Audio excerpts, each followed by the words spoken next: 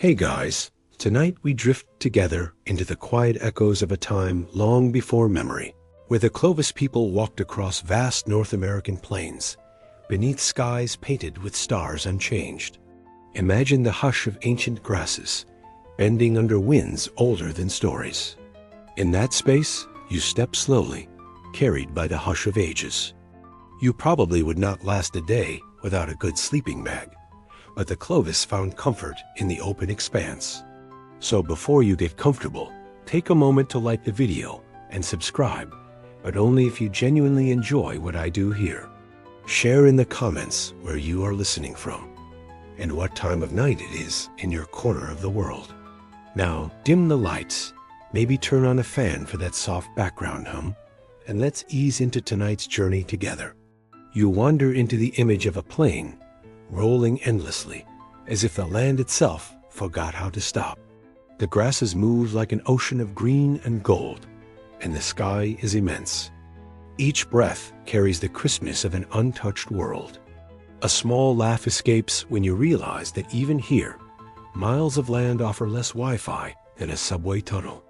The Clovis culture rises in this vastness, not with noise or fanfare, but with quiet persistence. Archaeologists have traced them back more than 13,000 years, a time when glaciers still touched the northern horizon. Their story is not loud, it is steady, and it waits. Even your smartwatch would grow bored keeping track of this much time. Beneath the same constellations you recognize today, the Clovis people lived, moved, and shaped tools that carried their lives forward. Stars above were steady, and seasons below shifted slowly, creating rhythms of survival. You think of them lying back on their blankets of hide, seeing Orion where you do now. The funny part is that Orion never once asked for credit in textbooks. Archaeological finds reveal Clovis sites scattered across the continent, places where stone tools lie buried like silent seeds of memory. These fragments remind us of careful lives, repeated gestures, and long nights of patience. Even broken stone becomes a message when it waits 13,000 years. Strangely, no archaeologist has found a stone labeled made in North America. The mystery lingers. Were the Clovis truly the first, or were their footsteps before theirs, faint and almost erased by time? Beneath the soil, traces debated by archaeologists whisper of earlier wanderers. The timing of their arrival remains uncertain, as if history itself resists being pinned down. If time machines existed, scholars would probably argue over who gets the front seat.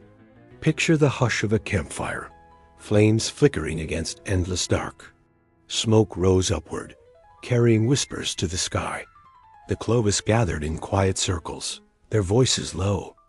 The silence itself seemed alive, pulsing between them like a presence.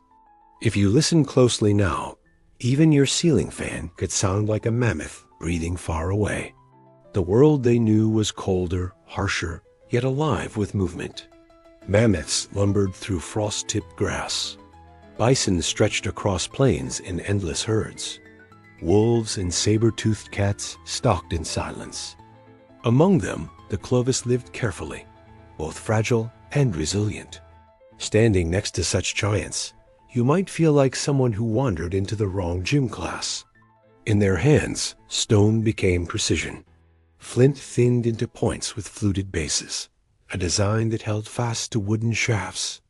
That elegant solution was their signature, focused, effective, timeless. Today's multi-tools try to do everything, while Clovis points chose to do one thing with perfect grace. They left no monuments, only whisper stone, ash, and bone. Yet even these faint traces endure across 13,000 years. A single tool speaks more lastingly than most of our gadgets, which struggle to survive 13 months. How did they begin here? Did they arrive swiftly, spreading across the continent like a tide?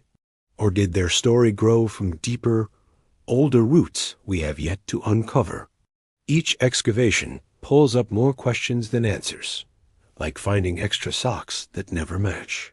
And still, their world invites calm rather than urgency. Time for them moved like a river sealed in ice, steady, unhurried, imperceptible. It was a calendar that required no reminders. Above them, as above us, the stars stretched wide and constant. In that eternal glow, Clovis hunters ceased to feel like strangers. They are distant neighbors who once looked up, just as we do, at a sky that never charges rent. The grasses rustle, and you hear the whisper of a life lived close to the land, where each breath mattered and each step was deliberate. You feel your own pace slow, matching the rhythm of the plain. It is almost comical to think how your smartwatch might misinterpret this calm as inactivity. You drift deeper, imagining a horizon unbroken, sky blending into land without interruption. The Clovis walked that horizon with quiet purpose. Their journey was not about speed or conquest. It was about presence. And now you too are present, sharing this ancient hush. At least you did not need to carry a spear on your evening walk.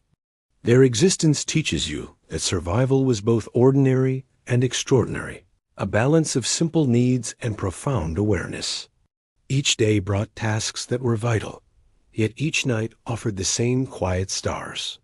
Somehow, this distant world feels like a lullaby, steady and serene. It is almost like the prehistoric version of a white noise playlist. And so, under these ancient skies, your breath grows slower, your mind calmer. The Clovis story begins not with drama, but with whispers that stretch across ages, connecting you to a time when silence was its own kind of wealth. In truth, silence is still valuable, though not even Amazon Prime can deliver it quickly. Here ends the first step of the journey. The echoes of the Clovis drift softly through time, reminding us that not all beginnings roar, some arrive, like quiet footsteps beneath an unchanging sky. Their whispers wait patiently, carrying across 13,000 years, asking only that we pause and listen. You smile, sensing how close they feel, as if the distance between then and now is no more than the hush of a breath, familiar and strangely comforting. The story lingers forward, carrying you across a landscape softened by the weight of time. You follow faint impressions in the earth, steps pressed long ago by feet that never imagined they would last. These are not loud marks, not monuments, but quiet traces of life lived close to the ground. Even the most expensive sneakers today would envy that level of durability. The earliest presence of humans in North America is a subject wrapped in both discovery and debate. Archaeological finds at places like Monte Verde in Chile and Buttermilk Creek in Texas suggest people may have been here earlier than once thought. Historians still debate the timing of these first arrivals. If you listen carefully, you can almost hear the rustle of academic papers flipping in disagreement. Yet, in this soft narrative, the footprints matter more than the dates. They show you movement, families walking together, hunters crossing meadows, children running ahead. You sense the rhythm of a life measured not in years, but in migrations, the steady step-by-step progression of survival. If only modern pedometers could record such journeys without needing to be charged nightly. Imagine a marshy bank, soil damp from melting glacial waters. A barefoot step presses into the mud, followed by another, then a trail stretching toward higher ground. These footprints, preserved by chance, become eternal messages, signatures of people who never wrote words. Someday, your own trail of online passwords may feel less permanent in comparison. The Clovis culture appears as one of the first great widespread traditions across North America. Their tool-making skill and shared designs hint at connection, at stories carried across rivers and plains. The fluted points they crafted stand as echoes of thought, small enough to hold in a palm, yet strong enough to endure epochs. Imagine explaining to a Clovis hunter that their spear point would one day be displayed behind museum glass, for looking, not using. And so, the footprints expand in your mind. Not only the literal impressions in the earth, but the metaphorical tracks of memory. They remind you that each life, however quiet, leaves a mark. Even the faintest print can be carried across millennia. In contrast, most social media posts rarely survive longer than a few hours before being forgotten. There are sites where footprints cross with those of ancient animals, mammoths, camels, giant sloths. In New Mexico's white sands, researchers uncovered human footprints mingling with the paths of these great beasts.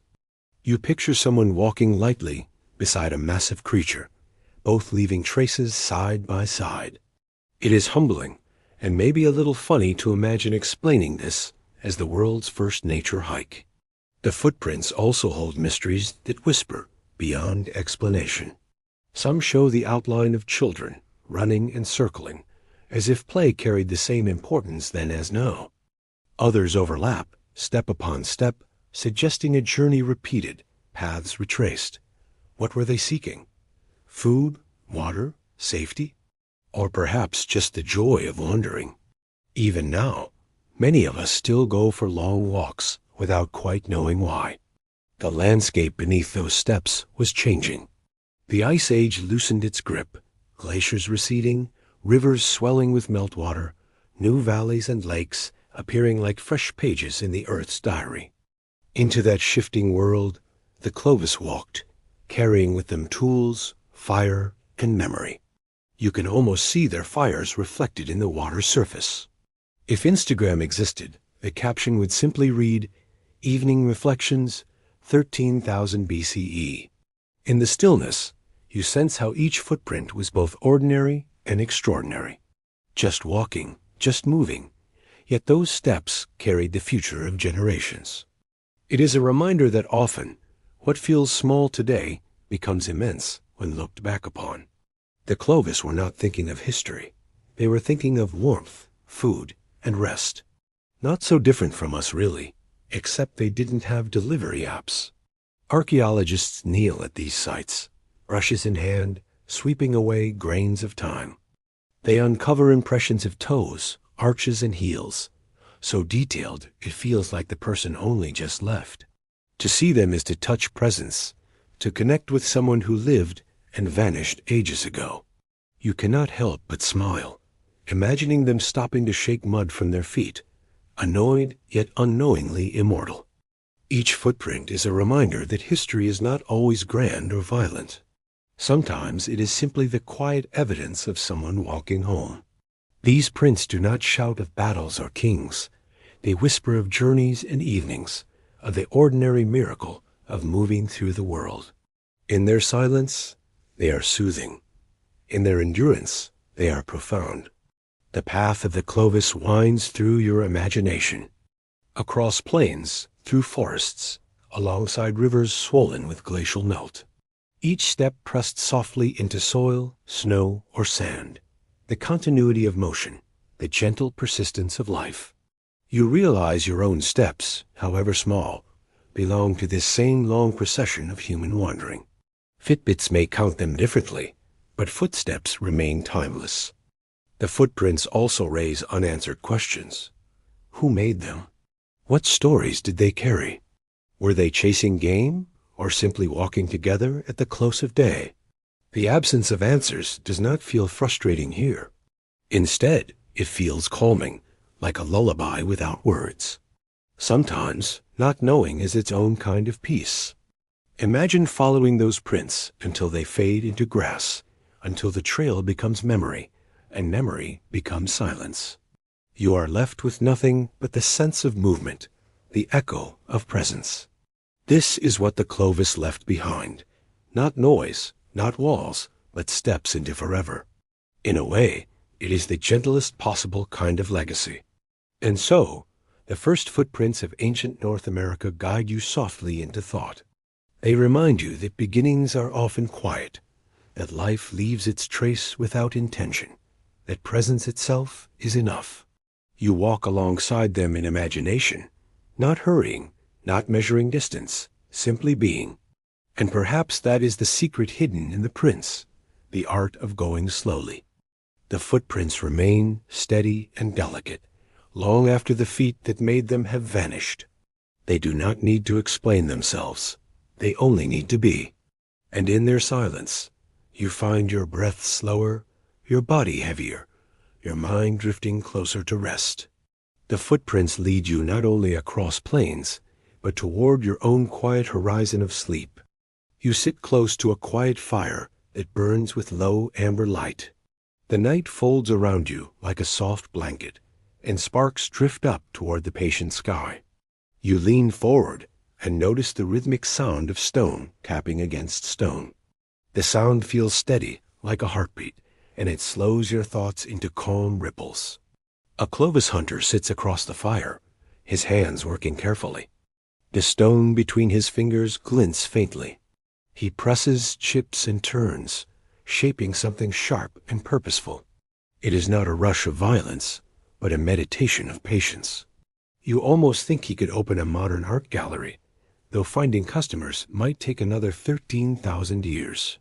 You notice how deliberate the process feels, as if every movement has been repeated thousands of times before.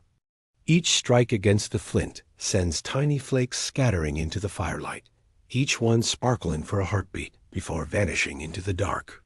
Your breathing falls into the same rhythm, slower, softer, almost in time with the ancient tapping. This is the way the Clovis made their famous spear points, shaping edges with careful pressure, then thinning the base into a flute-like groove. That flute allowed the stone point to lock firmly into a wooden shaft, ready for the long days of wandering. You realize that such a small detail transforms survival.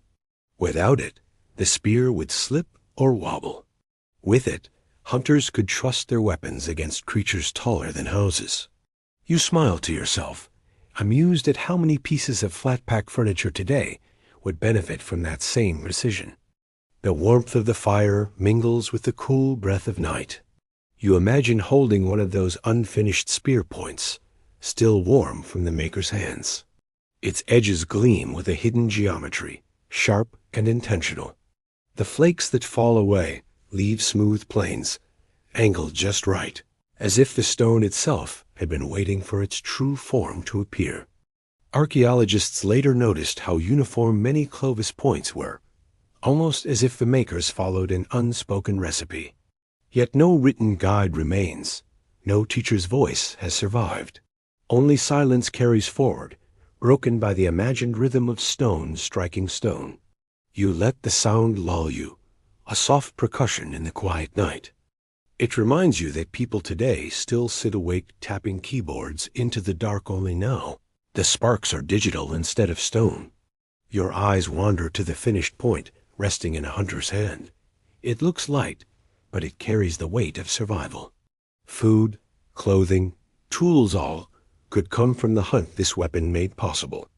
A single mammoth could sustain a group for weeks, and these points were at the heart of that cycle. Archaeologists have found them scattered across the continent, from the open grasslands of Texas to the frozen reaches of Alaska. The sheer distance suggests something remarkable, a design so useful that it spread thousands of miles, perhaps by migration, perhaps by exchange, perhaps by quiet stories told beside distant fires. You lean back against the earth, still turning over the mystery. How did one design spread so quickly across such vast lands?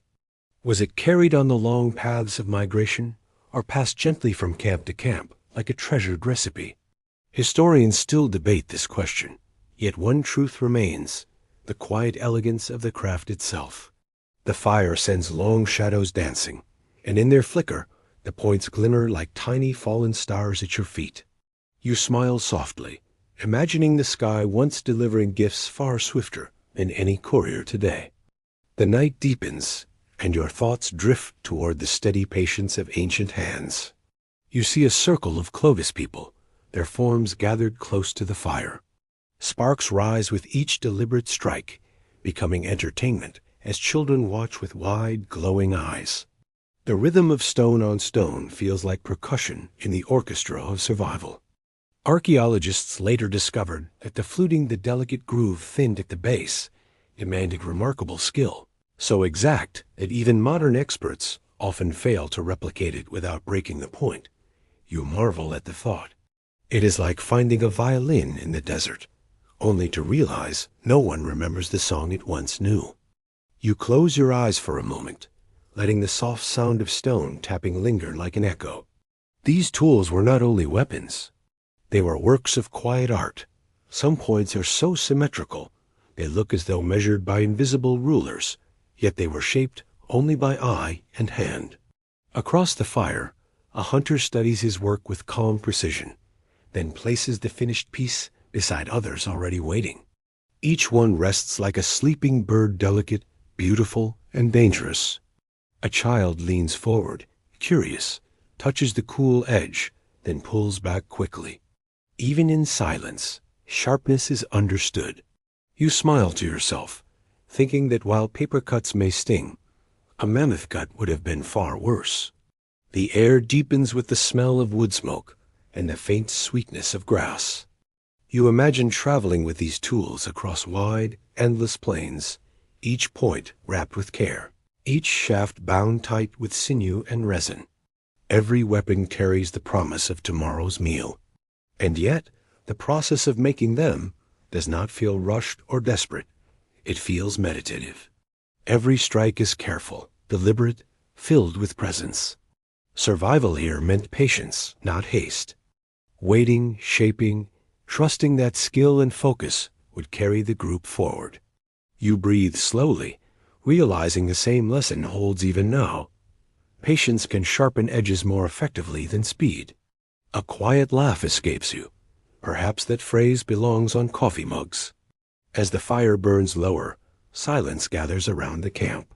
The hunter lays down another finished point and lifts his gaze toward the stars, the same stars that shine above you tonight.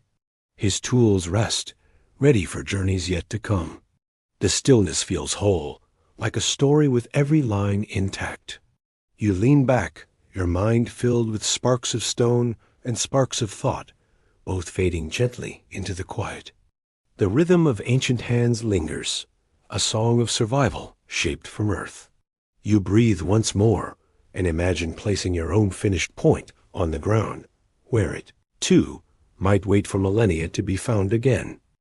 You move gently in imagination across wide plains where tall grasses sway like a boundless sea. The air is cool, touched with the faint sweetness of earth and wildflowers. Each step feels light, yet the ground beneath you carries memory. Long ago, these same plains trembled beneath the weight of mammoths, their immense forms pressing paths into the soil. Though unseen now, those trails remain like hidden threads, weaving across the land, guiding herds and the quiet hunters who followed. You pause, breathing softly, as if listening for echoes. In the stillness, you sense their rhythm slow, steady, like distant drums fading into the horizon, reminding you that even silence remembers. Archaeologists discovered evidence of mammoth migrations through preserved footprints in places like White Sands, New Mexico.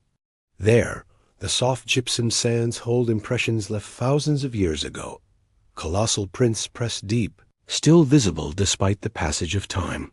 Walking among them is like entering a frozen story, where the weight of each animal remains suspended. These tracks remind us that once, entire landscapes bent gently beneath the presence of giants. Their paths shaped the rhythms of Clovis life, offering both opportunity and challenge. You smile softly, thinking of how today, people track delivery trucks on phone screens, while the Clovis people tracked shadows of enormous beasts instead. As the sun would rise on those plains, mammoth herds moved like silent rivers, their great bodies stirring dust and grasses. Calves walked between towering adults, guarded carefully by tusks curving like pale crescents of the moon. From a distance, the sight must have been both majestic and calming, like watching clouds drift over mountains. Yet each herd also promised sustenance. For the Clovis, mammoth paths were not simply wonders of nature, but lifelines of survival. One herd could sustain a community through harsh winters, providing meat, hide, bone, and sinew. The path of the mammoth was also the path of the people. Still, mysteries linger. At certain sites, mammoth remains appear arranged strangely, as though bones were deliberately positioned or grouped. Were they markers, memorials, or practical piles for later use? Historians still debate the meaning behind these bone assemblages. Some suggest ritual significance, others practical necessity. The ambiguity remains, and like a whisper in the wind, it leaves the imagination free to wander. You think to yourself that perhaps even mammoths appreciated a bit of mystery in their legacy. You close your eyes and hear the hush of grass parted by great bodies. The steady rhythm of steps might once have lulled Clovis children to sleep, just as the sound of rain calms listeners today. The trails were highways of the Pleistocene, silent networks connecting water, food, and shelter. Modern studies suggest many of these paths became the foundation of later human routes, long after the mammoths themselves were gone. To walk across them now is to trace not only the journey of animals, but of humanity itself. You breathe slower, as if you too are following a trail older than memory. The scale of the mammoths inspires quiet wonder. Some adults stood more than 10 feet at the shoulder, their curved tusks stretching as long as a person is tall. Yet despite their size, their movement across the land was calm and deliberate. They grazed slowly, pulling grass in steady rhythms, shaping ecosystems as they wandered. Where mammoths passed, new growth followed. They opened forests into meadows, spread seeds with their movement, and sculpted landscapes with gentle persistence. Their echoes still lie beneath the soil, hidden in pollen records and sediment layers. You realize they were gardeners of the ancient plains, though they would never call themselves such. In the quiet between breaths, you imagine walking beside those herds, far enough to be safe, close enough to hear. The deep rumble of their calls travels like distant thunder, low and soothing. Calves stumble and recover, their clumsy playfulness reminding you of innocence unchanged across time. The adults stand guard, their tusks gleaming softly in twilight. You picture the Clovis people watching, waiting, learning. Every migration offered both sustenance and knowledge. The hunters read the trails like a book, one without words, where each footprint was a sentence and each turn a paragraph. You chuckle gently, thinking that libraries once stretched across entire plains. Even now, the memory of mammoth paths whispers in subtle ways. Certain valleys and crossings, long used by herds, later became favored by human settlements. The instinct to follow, to move along well-worn trails, connects people across time. What was once a mammoth's way became a road, then a town, then a city. Beneath layers of pavement and stone, the echoes still remain. To pause and imagine them is to uncover the soft heartbeat of the earth.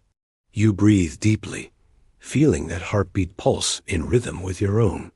Night settles once more over the vast imagined plains, a gentle veil of silence unfolding. Above, the stars shimmer in endless patience, watching as they have for countless ages. The mammoths drift slowly into the dark, their massive shapes fading like clouds into shadow. Only the faint whisper of grass brushing their sides remains, a sound so soft it feels more like memory than presence. The Clovis people follow, not with urgency, but with quiet reverence, each step measured, as though they walk in conversation with the land itself.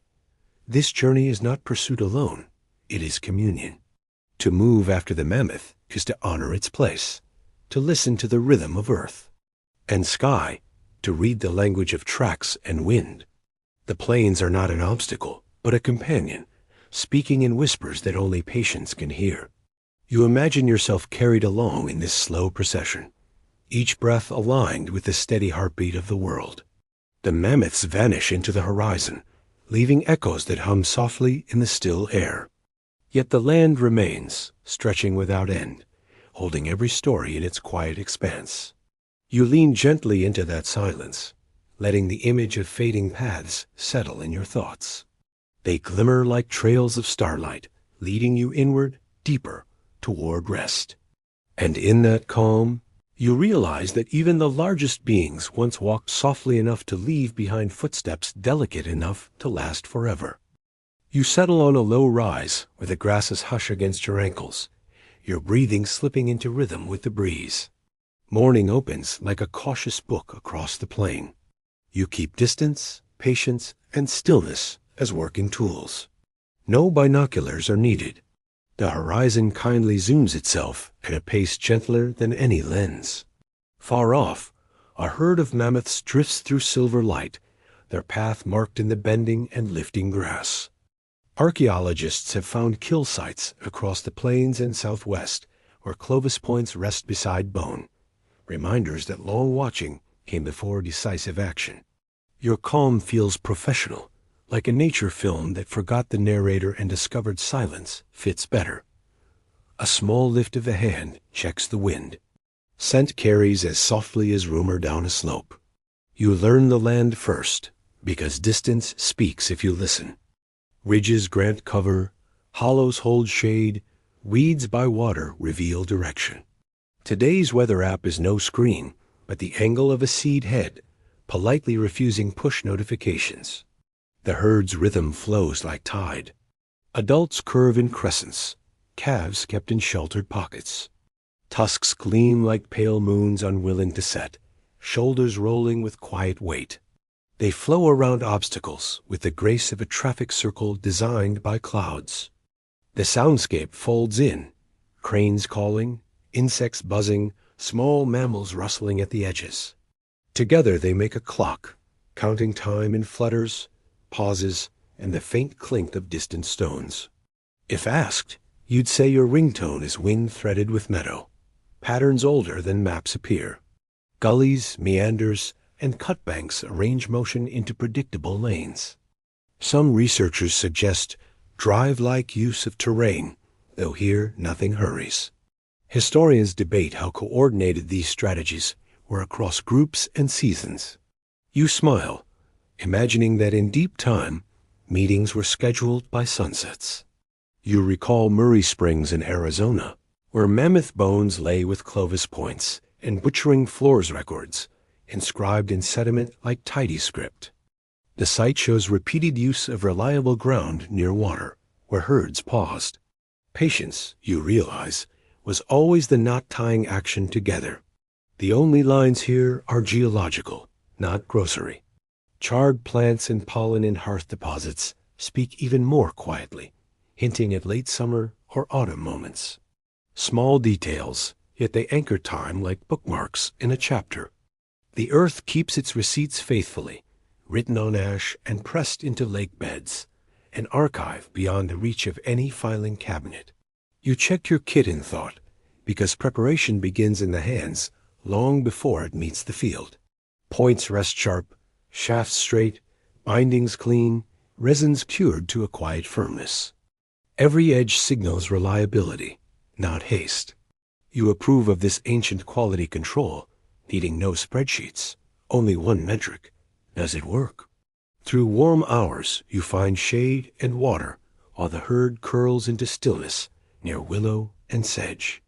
Watching rotates like a loaf, turned near coals steady, unshowy, exact. The horizon breathes, and you breathe with it. The shrinking shadow of your hat marks time more faithfully than any timesheet. You practice memory sketches without charcoal. The eye holds form long after the hand rests.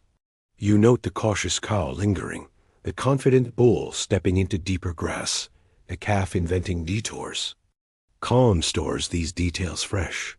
Your sketchbook is your mind, with pages unlimited and no battery to drain. Distance dissolves your presence into background. Patience is not idling, but a kindness to space. Clovis groups once camped by water and overlooks, leaving hearths and tools that tell of lingering. Watching itself was part of living the slow TV of the late Pleistocene, with ratings politely astronomical. You think of white sands, where human prints cross mammoth and giant sloth tracks, choreography pressed into gypsum like breath caught in stone. The layers suggest nearness without panic, a rhythm of coexistence. Your calendar would call overlap a conflict. The ground calls it serenity. You learn the herd's language of posture, tail, ear, and sway, and the meadow's language of silence, chirr, and hush. Birds lift in soft wave, pointing direction. Frogs pause, then resume, delivering reassurance. Forecasts here arrive in feathers and croaks, more charming than percentages or pop-ups. You allow respect to guide your thoughts without turning it into ceremony, because presence is its own quiet dignity. Lone piles at some sites seem arranged beyond accident, yet purpose drifts like a distant campfire glow. Perhaps practicality stacked them for later, or perhaps memory wished for order. You decide ambiguity is a lullaby with very scholarly pajamas. You think of raw materials, because stone remembers journeys too. Some Clovis points were napped from cherts or obsidians far from their sources, implying travel or exchange across long corridors. The idea spreads like a soft line connecting distant camps. Your modern delivery service would blush at such mileage without tracking numbers and still miss your porch. You feel the day begin to lean toward ember, and you notice how the herd stretches shadows like silk across the grass. You ease back, because evening makes edges gentle and bodies slow. You leave no new scent and no startled wing beats behind. Your exit strategy is so quiet that even your footprints ask if they should whisper. You let night raise its familiar constellations, and you keep watching from a safe remove where the earth cools and forgets heat. Stars gather like elders to host a mild meeting that happily runs over without agendas. If navigation plays a role, it is a role written in light and patience. Your only minutes are the soft syllables of crickets that approve the schedule. You fall into the understanding that observation is nourishment, because it ripens knowledge the way time ripens fruit. The herd becomes less an objective and more a teacher that moves with weather, water, and season. You accept that learning at distance is still learning. You joke that this is remote education with a very generous attendance policy and excellent office hours at dusk. You end the day with a map drawn inside you, lines of wind and grass crossing paths of giants and people with equal courtesy. The historical record confirms that Clovis life touched these herds, while small clues keep whispering unanswered questions. You carry both certainty and wonder like two hands cupping the same bowl. You call it balance, and your pillow calls it bedtime. The misty hush of dawn lies across the plain like a breath the night forgot to finish. The horizon glows faintly silver, a line of light drawn with a patient hand. The air is cool, damp with the scent of grasses heavy from dew, and soil that exhales the memory of evening rain. Shapes move far off in the dimness immense shapes, drifting with the quiet rhythm of certainty. Mammoths, steady and slow, walk across the low ground like moving hills, each step an echo of centuries. This is not the frenzied pursuit of beasts against men. It is not gallop or stampede, nor the reckless chase of desperation. It is something quieter, more deliberate, a guiding, a shepherding. As clouds shift direction under the influence of unseen winds, so too do the mammoths begin to lean, subtly, gradually, toward a path not entirely of their choosing. The hunters move with deliberate quiet. They are not many, and their steps are slow, each footfall measured, each pause chosen. Panic would scatter the herd, so their aim is calm, their presence dissolving into the pale light of morning. A flicker of shadow, the shift of a breath, the faint gleam of stone among grasses, such signs remain too subtle for the mammoths to notice. Though few, the hunters shape direction. Their goal is not speed but influence, not force but suggestion. Gradually, step by step, the herd drifts toward a shallow basin where the soil softens and the ground resists the weight of massive bodies. Patience is their sharpest tool, and the land itself an ally slopes, hollows, and damp earth assisting without a word. Centuries later, archaeologists find the quiet record of such mornings. At Murray Springs in Arizona, mammoth bones cluster in a bed, mingled with flakes of stone and finished Clovis points. The pattern is too deliberate to be chance. The sediment layers, stacked with skeletons, murmur of cooperation, of people working together to shape the path of giants. The past leaves no trumpet blast, only whispers in bone and flint, waiting to be read. In imagination, the scene comes alive again. Hunters grip long spears tipped with fluted points, the blades elegant, symmetrical, designed to slip cleanly through hide and sinew. Yet the hunt's strength is not the sharp edge, but the long, quiet hours of guiding. The true artistry lies in patience, in shaping movement without breaking stillness. Perhaps the herd walked half a morning, unaware of pressure, gathering like unseen hands. The basin drew nearer, the soil softer, the choices fewer. Slowly, the strategy came into focus. At the dense site in Colorado, many mammoths lay together in silence. Was it one great coordinated hunt, or layers of time and flood blending into illusion? Debate endures. Some bone beds speak of grand chases, others of smaller, repeated encounters. The truth remains folded in soil, like a page the earth has only half revealed. The morning of such a gentle chase would have been calm. Birds stirred in the reeds along the water. Pools mirrored the sky where streams curved through grassland. Mammoths moved on, enormous shadows across the plain, their tusks glinting faintly as the sun rose higher. The hunters did not shout, did not rush. They aligned themselves along the basin's edge, placing their bodies where presence mattered most. The silence of patience was the true weapon. The mammoths stepped into low ground, their weight pressing deeper into the damp soil. The chase slowed, almost to stillness. Hunters watched. The air itself hushed, as though the land paused in expectation. In time, one animal lingered.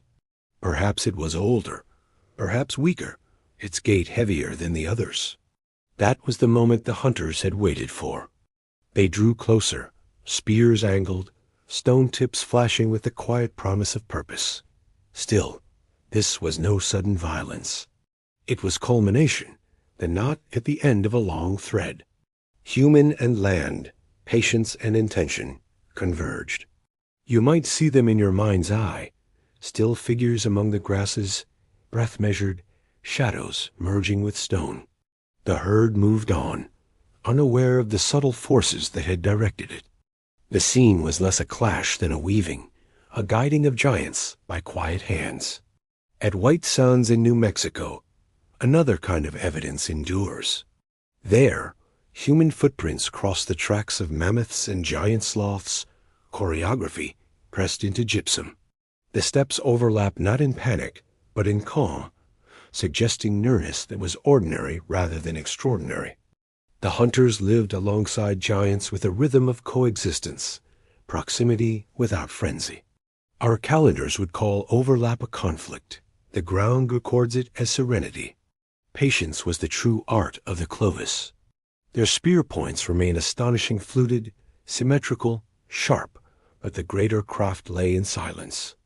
To watch without rushing, to move without startling, to let the land itself finish the work begun by human hands. At Leonard Ranch in Arizona, mammoth bones still bear the scars of stone tools. Cuts along ribs and joints speak of butchery, of meat divided, hide stripped, marrow cracked for its richness. These traces confirm the hunt was real, not imagined. Yet they also deepen the puzzle. Some sites hold many mammoths, others only one. Were there grand communal drives, or did smaller groups work more quietly, season after season? Archaeology leaves us with questions as much as answers. The basin, once filled with heavy footsteps, grows quiet again. The mist lifts as sunlight stretches across the grass. Hunters, their work partly done, may have sat at its edge, resting, drinking from a pool, watching the herd shift slowly in the distance. The morning continued, unhurried. History was written not in ink, but in soil, pressed under weight. This was the gentle chase. Not roar, but whisper. Not violence, but patience. The weaving of human intention with the contours of land. The shaping of giants not by fear, but by quiet presence.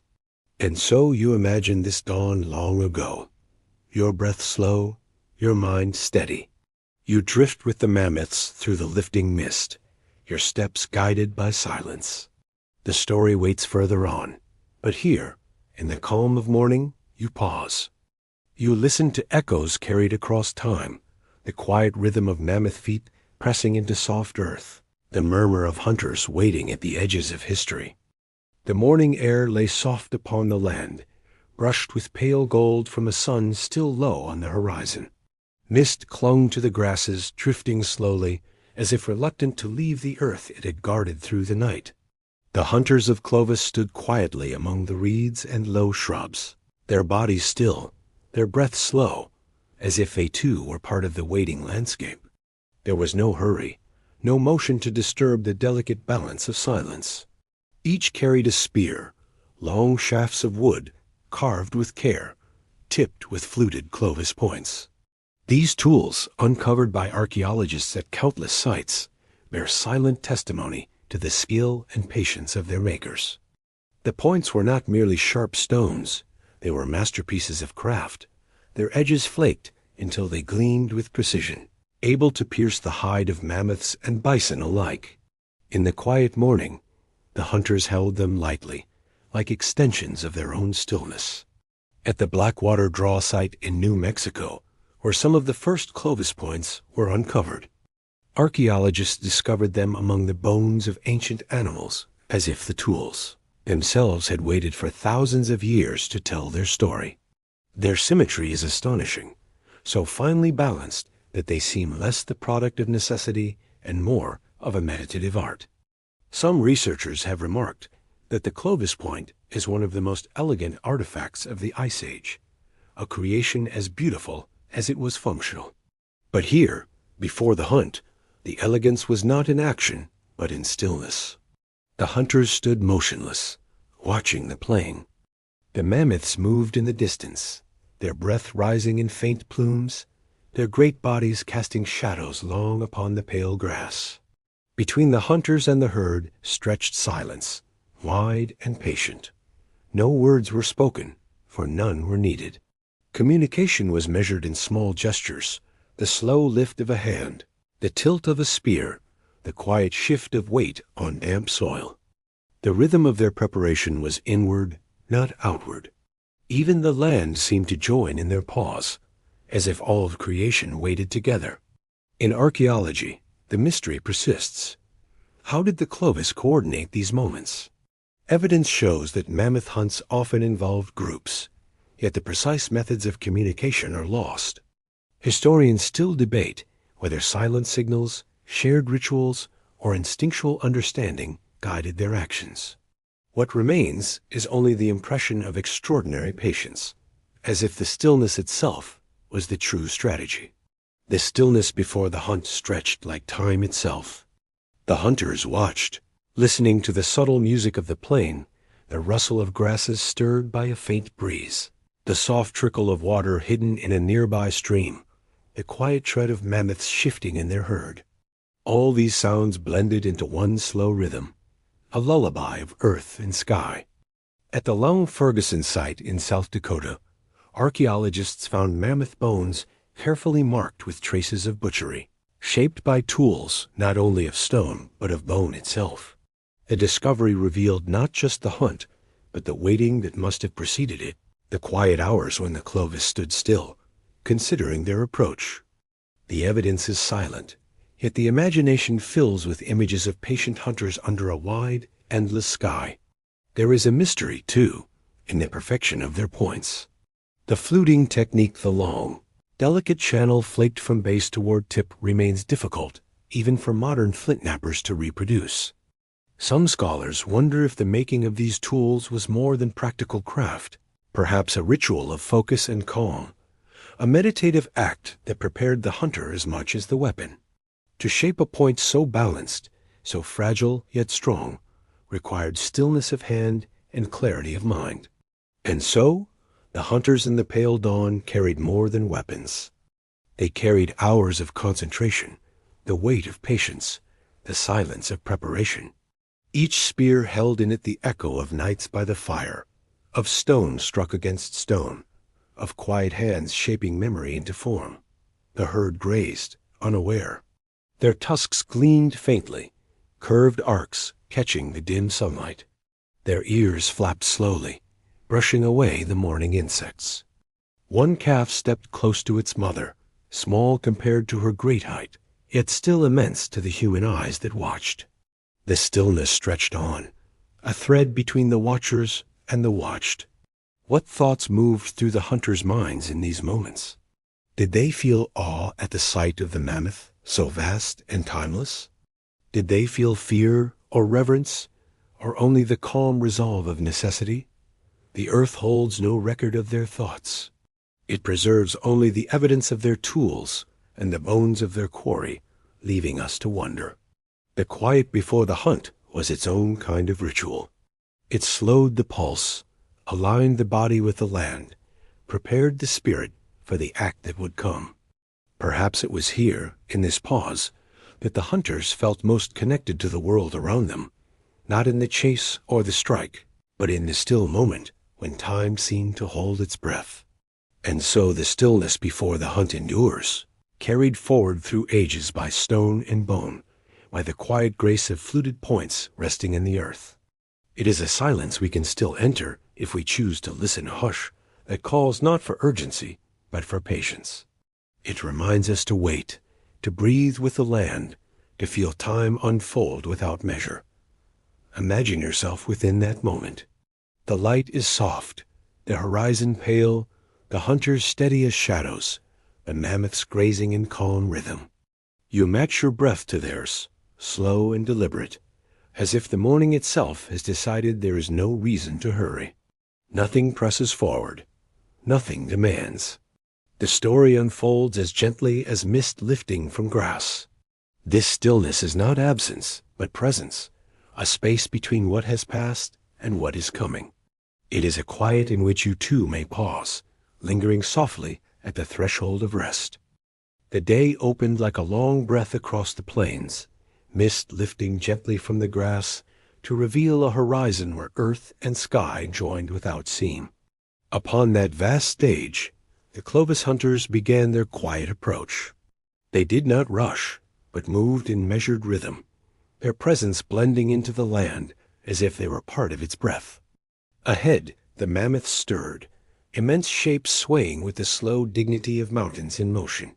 Each step pressed deep into the softened earth, each exhale drifting upward in pale clouds against the morning air.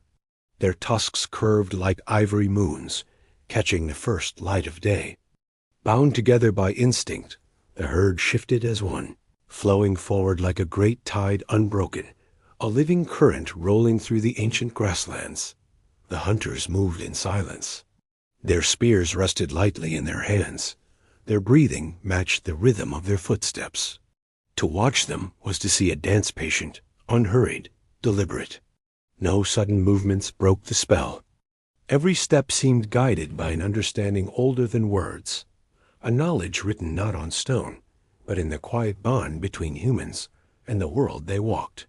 Archaeological discoveries whisper of this connection. At the Dent site in Colorado, the remains of mammoths lie in proximity to Clovis points, their bones marked with fine cuts that speak of practiced precision. These were not clumsy strikes, but careful, calculated motions, aimed at joints and tendons where force met vulnerability. Such evidence reveals that the Clovis did not rely on brute strength, but on intimate understanding of the body before them, a harmony between hunter and prey. And yet there is mystery. How did they learn such precision? The cuts discovered on mammoth bones show patterns too consistent to be chance. Some scholars believe generations of quiet observation led to such mastery, but others wonder if knowledge flowed in ways we cannot trace, passed through ritual or memory lost to time. The stillness of the archaeological record leaves only questions, like faint echoes in the earth. The hunters circled slowly, their steps tracing arcs as the herd shifted. The mammoths continued their grazing, trunks curling down to pull grasses, ears flicking against the insects of the morning. They were creatures of immense power, yet their movements were calm, steady, without fear. To the Clovis, each breath of the mammoth was a reminder of the delicate balance between life taken and life sustained. The chase, if it could be called that, was no rush of thunder. It was a slow weaving, a gathering of threads across the plain.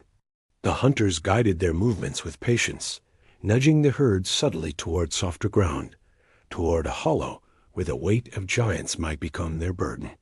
No running, no panic, only the quiet shaping of paths as natural as rivers shaping stone. In this way, the hunt became a dance giants moving with giants, each step echoing across the ages. The mammoths walked heavily, swaying with their massive strength. The hunters mirrored them with lightness, weaving between shadow and grass. Together, they moved across the plain in a rhythm that felt less like battle and more like music. At places like Lenner in Arizona, archaeologists uncovered clusters of mammoth bones interlaced with fluted Clovis points, evidence of hunts larger than chance. The scale implies planning and coordination, a mastery of patience rather than chaos. Yet mystery lingers. How did small bands of hunters guide such massive animals without driving them into panic? The earth preserves results, bones, tools, layers of sediment, but rarely the method. What remains is a silence we fill with imagination. The slow, deliberate choreography of giants moving across grasslands under the steady influence of human presence. The dance reached its quiet crescendo as hunters drew near. Their spears, tipped with points shaped from countless hours of labor, glimmered faintly in the morning light. Each point was more than stone. It was memory hardened into form, patience sharpened into edge. To wield such a weapon was to carry the stillness of its making into the stillness of the hunt. The mammoths shifted again, perhaps sensing the presence of watchers, perhaps only responding to the natural sway of the herd. A calf pressed closer to its mother, her trunk brushing gently along its back. The hunters paused, still as statues. No strike was made yet, for the moment had not arrived. The dance continued, slow and patient, bound by silence. What did the hunters feel in this suspended time? Were their hearts steady, or did the weight of awe press against their calm? To stand so near to creatures that towered like mountains must have stirred both reverence and resolve. But the archaeological record does not tell us. It gives us bones and blades, not emotions. The rest is left to imagination, to whispers carried in the wind. And so, the slow dance of giants lingered across the open plain, a weaving of lives destined to fade into dust, yet leaving their rhythm pressed into earth and memory. The mammoths moved with solemn grace, shoulders rolling like waves, tusks pale against the morning light.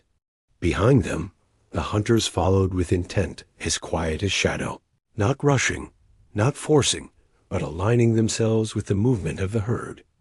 Between them stretched an ancient rhythm survival tempered with respect, silence balanced with motion, time itself unfolding step by step beneath the sky.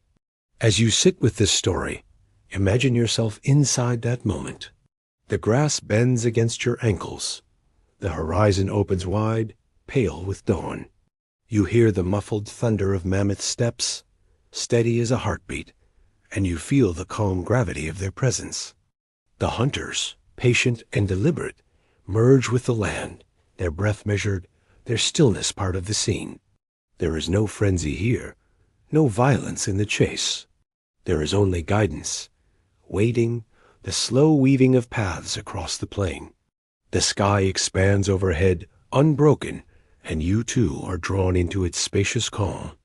Let your breath fall into rhythm with that quiet procession, unhurried, steady, enduring.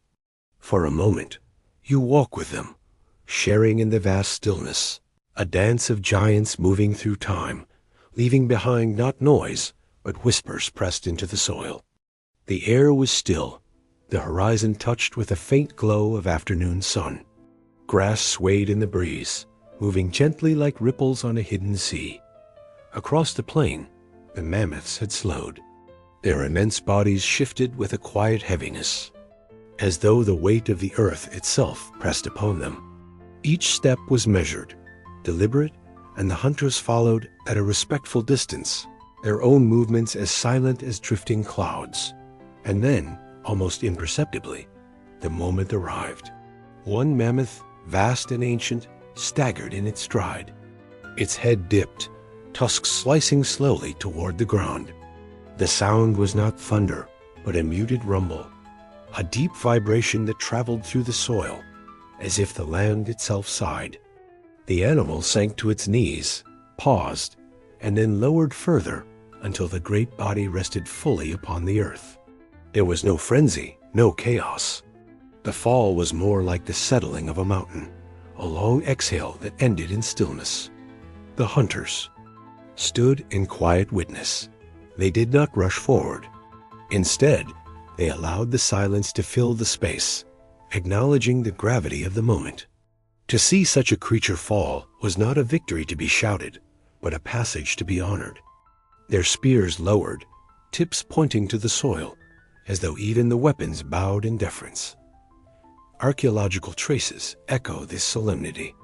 At the Long Ferguson site in South Dakota, the remains of a mammoth were found carefully worked not only with stone, but with tools fashioned from other bones. Marks on the massive skeleton reveal that humans had shaped bone into cutting edges, using the body of the giant itself to process its flesh. This rare discovery suggests both ingenuity and reverence, a blending of necessity with creativity. It is as if the hunters understood that within the fallen giant lay not only sustenance, but also new instruments for survival. The air carried a hush after the fall. Birds that had stirred from the grasses circled once and then returned to their nests. Wind drifted softly, stirring only the fine dust around the mammoth's form. The hunters moved closer now, their footsteps light, their presence cautious. They touched the massive body as though approaching a sacred threshold, each gesture deliberate, unhurried, filled with weight. Mystery lingers in these scenes. Why at certain sites do we find not one but multiple mammoths fallen together? There, remains intertwined? Was there a method of guiding herds into natural traps? Or were such gatherings the result of extraordinary fortune? Some researchers suggest coordinated communal hunts, while others imagine that natural disasters played a role. Yet the archaeological silence leaves us with wonder, the unanswered question drifting like mist across the plain. Historians still debate how such feats were possible. The hunters began their work in measured rhythm. Fluted points, their edges sharp as glass, were set aside for cutting tendons, slicing through hide, imparting layers of muscle. The task was immense, yet it unfolded without haste. Each motion was steady, practiced, and purposeful. In the fading light, stone and bone caught glimmers of sun, tiny sparks of memory etched into tools that bore the weight of countless hours of craftsmanship. The mammoth, once a towering presence upon the plain, now became a gift to the community. Its vast body was transformed with care, meat to sustain, hide to shelter, bone to craft into tool and memory. Nothing was wasted, for every part carried meaning, every use a gesture of respect. In this transformation, the hunters did not erase the majesty of the creature. Instead, they carried it forward through each shared meal, each shelter raised, each flake of bone shaped beneath their hands. Gratitude wove itself into survival. Around them, time seemed to pause. The golden light of dusk stretched shadows long across the grass. The herd, now fewer, moved slowly at a distance, their massive forms etched against the horizon. Some lifted their heavy heads, trumpeting into the fading sky. The sound rolled low and resonant across the plain, like grief given voice, like memory. Carried in breath. In that moment, hunters and mammoths shared a silence neither could fully claim. It was not the silence of absence, nor of triumph, but of recognition, a pause where lives intertwined. The fall of the giant did not end its presence. Instead, it created a bond, delicate yet enduring, between human need and animal majesty. For an instant, beneath the wide sky, both stood within the same rhythm, a stillness larger than survival, a memory already pressed into the earth, waiting to outlast them all. At the Lound Ferguson site, archaeologists uncovered something rare, tools carved not from stone, but from the bones of mammoths themselves. This evidence lingers as a singular enigma. Did the Clovis craft them out of necessity, perhaps when stone was scarce? Or did these implements hold symbolic meaning, a ritual, expression we can no longer trace? The record does not answer. It offers only fragments, marks of ingenuity etched directly into the remains of a fallen life. The hunters labored until the light softened into dusk. Soon flames would rise, their glow casting long shapes against the earth. Tusks curved upward, like pale moons, catching the firelight as sparks lifted into the deepening sky. Stars gathered above, watching silently. Around the fire there would be no wild triumph, only the calm rhythm of shared labor. Meat divided, hides prepared, marrow split from bone. Survival here was a collective weaving, binding people to one another as firmly as to the land. When they hoey, tasks quieted, stillness returned. The trembling of the ground, once stirred by the weight of giants, faded. The sigh of mammoths, once carried across grass and water, was gone. What remained was silence, yet not empty, but filled with memory. The land itself seemed to hold the echo of the moment, as though it too remembered the fall. As you linger with this vision, let your breath settle into that rhythm. Imagine the faint vibration through soil, the hush after weight collapses, the gentle quiet that followed hunter and herd alike. There is no rush here, no alarm, only the soft echo of a life completed, still rippling outward across time. The fire glows, the sky opens, and patience binds everything together in the long night. The day had softened into afterglow. Its colors brushed wide across the horizon in shades of rose, pale amber, and faint violet. Long grasses leaned with the evening breeze, whispering against one another as if trading the day's secrets. In the distance, a river wound its way through the plain, a slow ribbon of silver that mirrored the sky. Along its banks the hunters gathered, their movements steady, neither hurried nor strained. The hunt lay behind them now, and before them stretched the quiet tasks of tending, preparing, and resting by water's edge. The river lay calm, its surface so smooth it seemed like polished stone rather than moving current. Ripples appeared only when birds skimmed across, their wings tracing lines that quickly vanished. To sit beside such waters was to feel time itself slow, to breathe in rhythm with the earth. The hunters moved gently along the banks. Some bent to rinse stone blades darkened with use. Others stretched strips of meat across wooden frames, leaving the wind and air to do their work. The scent of damp soil mingled with the faint smoke of newly kindled fires. Elements braided together, water, earth, air, and flame, woven into a tapestry of survival. Archaeologists note again and again how Clovis camps cluster near water.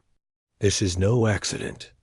Rivers gave not only drinking water, but pathways across the land, reliable sources of game, and places where herds of mammoths and bison themselves would come to drink.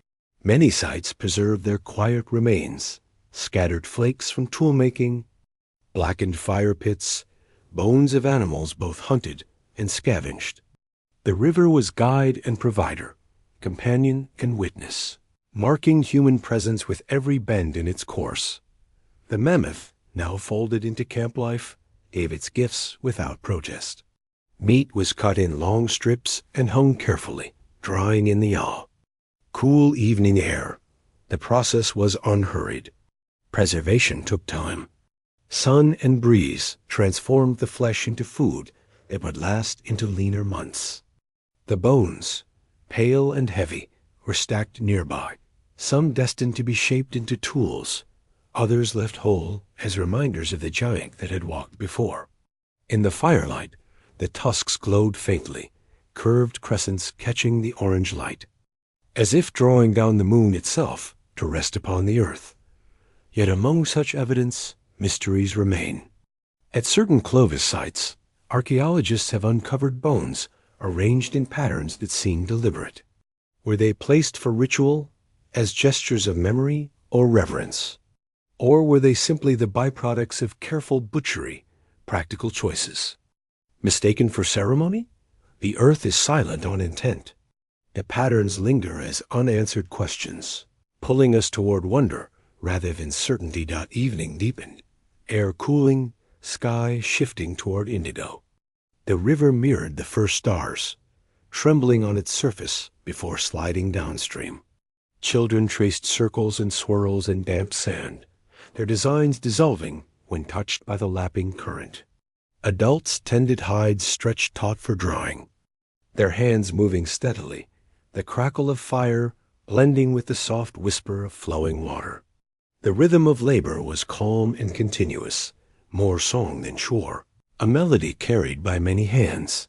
Sometimes a hunter would pause, eyes lifting across. The river. The far bank lay shadowed, trees rising like silhouettes against the fading sky. Insects hummed their twilight drone, and from higher branches owls stirred into flight. The night filled with its gentle chorus wings rustle, water, flame. They, world so vast and untamed, felt gathered in close around the small camp, encircled by the steady current and the glow of fire. Archaeological traces confirm the temporary nature of such camps. They were raised and abandoned with the herd's movements, lasting days or weeks rather than seasons. Yet their remains are unmistakable. Charcoal buried under layers of soil, scatters of stone where tools were knapped, bones carrying marks of human hands. These fragments endure like whispers, carrying forward lives lived in stillness beside water. Fires extinguished long ago still leave their shadows in the earth. The question of deliberate bone arrangements lingers. Did the hunters mark the ground with symbols of gratitude? Did they leave offerings for unseen powers, or were they simply stacking remains as practicality demanded? Without words, the land keeps its secrets. Each discovery opens a doorway, not into clarity, but into deeper mystery. In this way, riverside sites become places of sustenance and of wonder repositories, not only of survival, but of unanswered questions. As night thickened, the river caught the glimmer of firelight, carrying it across its surface like a shifting ribbon of gold. The people settled into rest. Some leaned back against hides, their eyes searching the constellations that rose slowly overhead. Others drifted into sleep, lulled by the steady murmur of current and the faint warmth of embers. Shadows of the mammoth's tusks curved across the ground, their glow fading as flames lowered to coals. The hunt had ended in silence, and now the river carried that silence forward.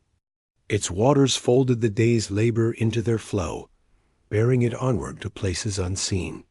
To sit beside such waters was to feel part of a rhythm larger than any one life, a continuity that outlasted generations.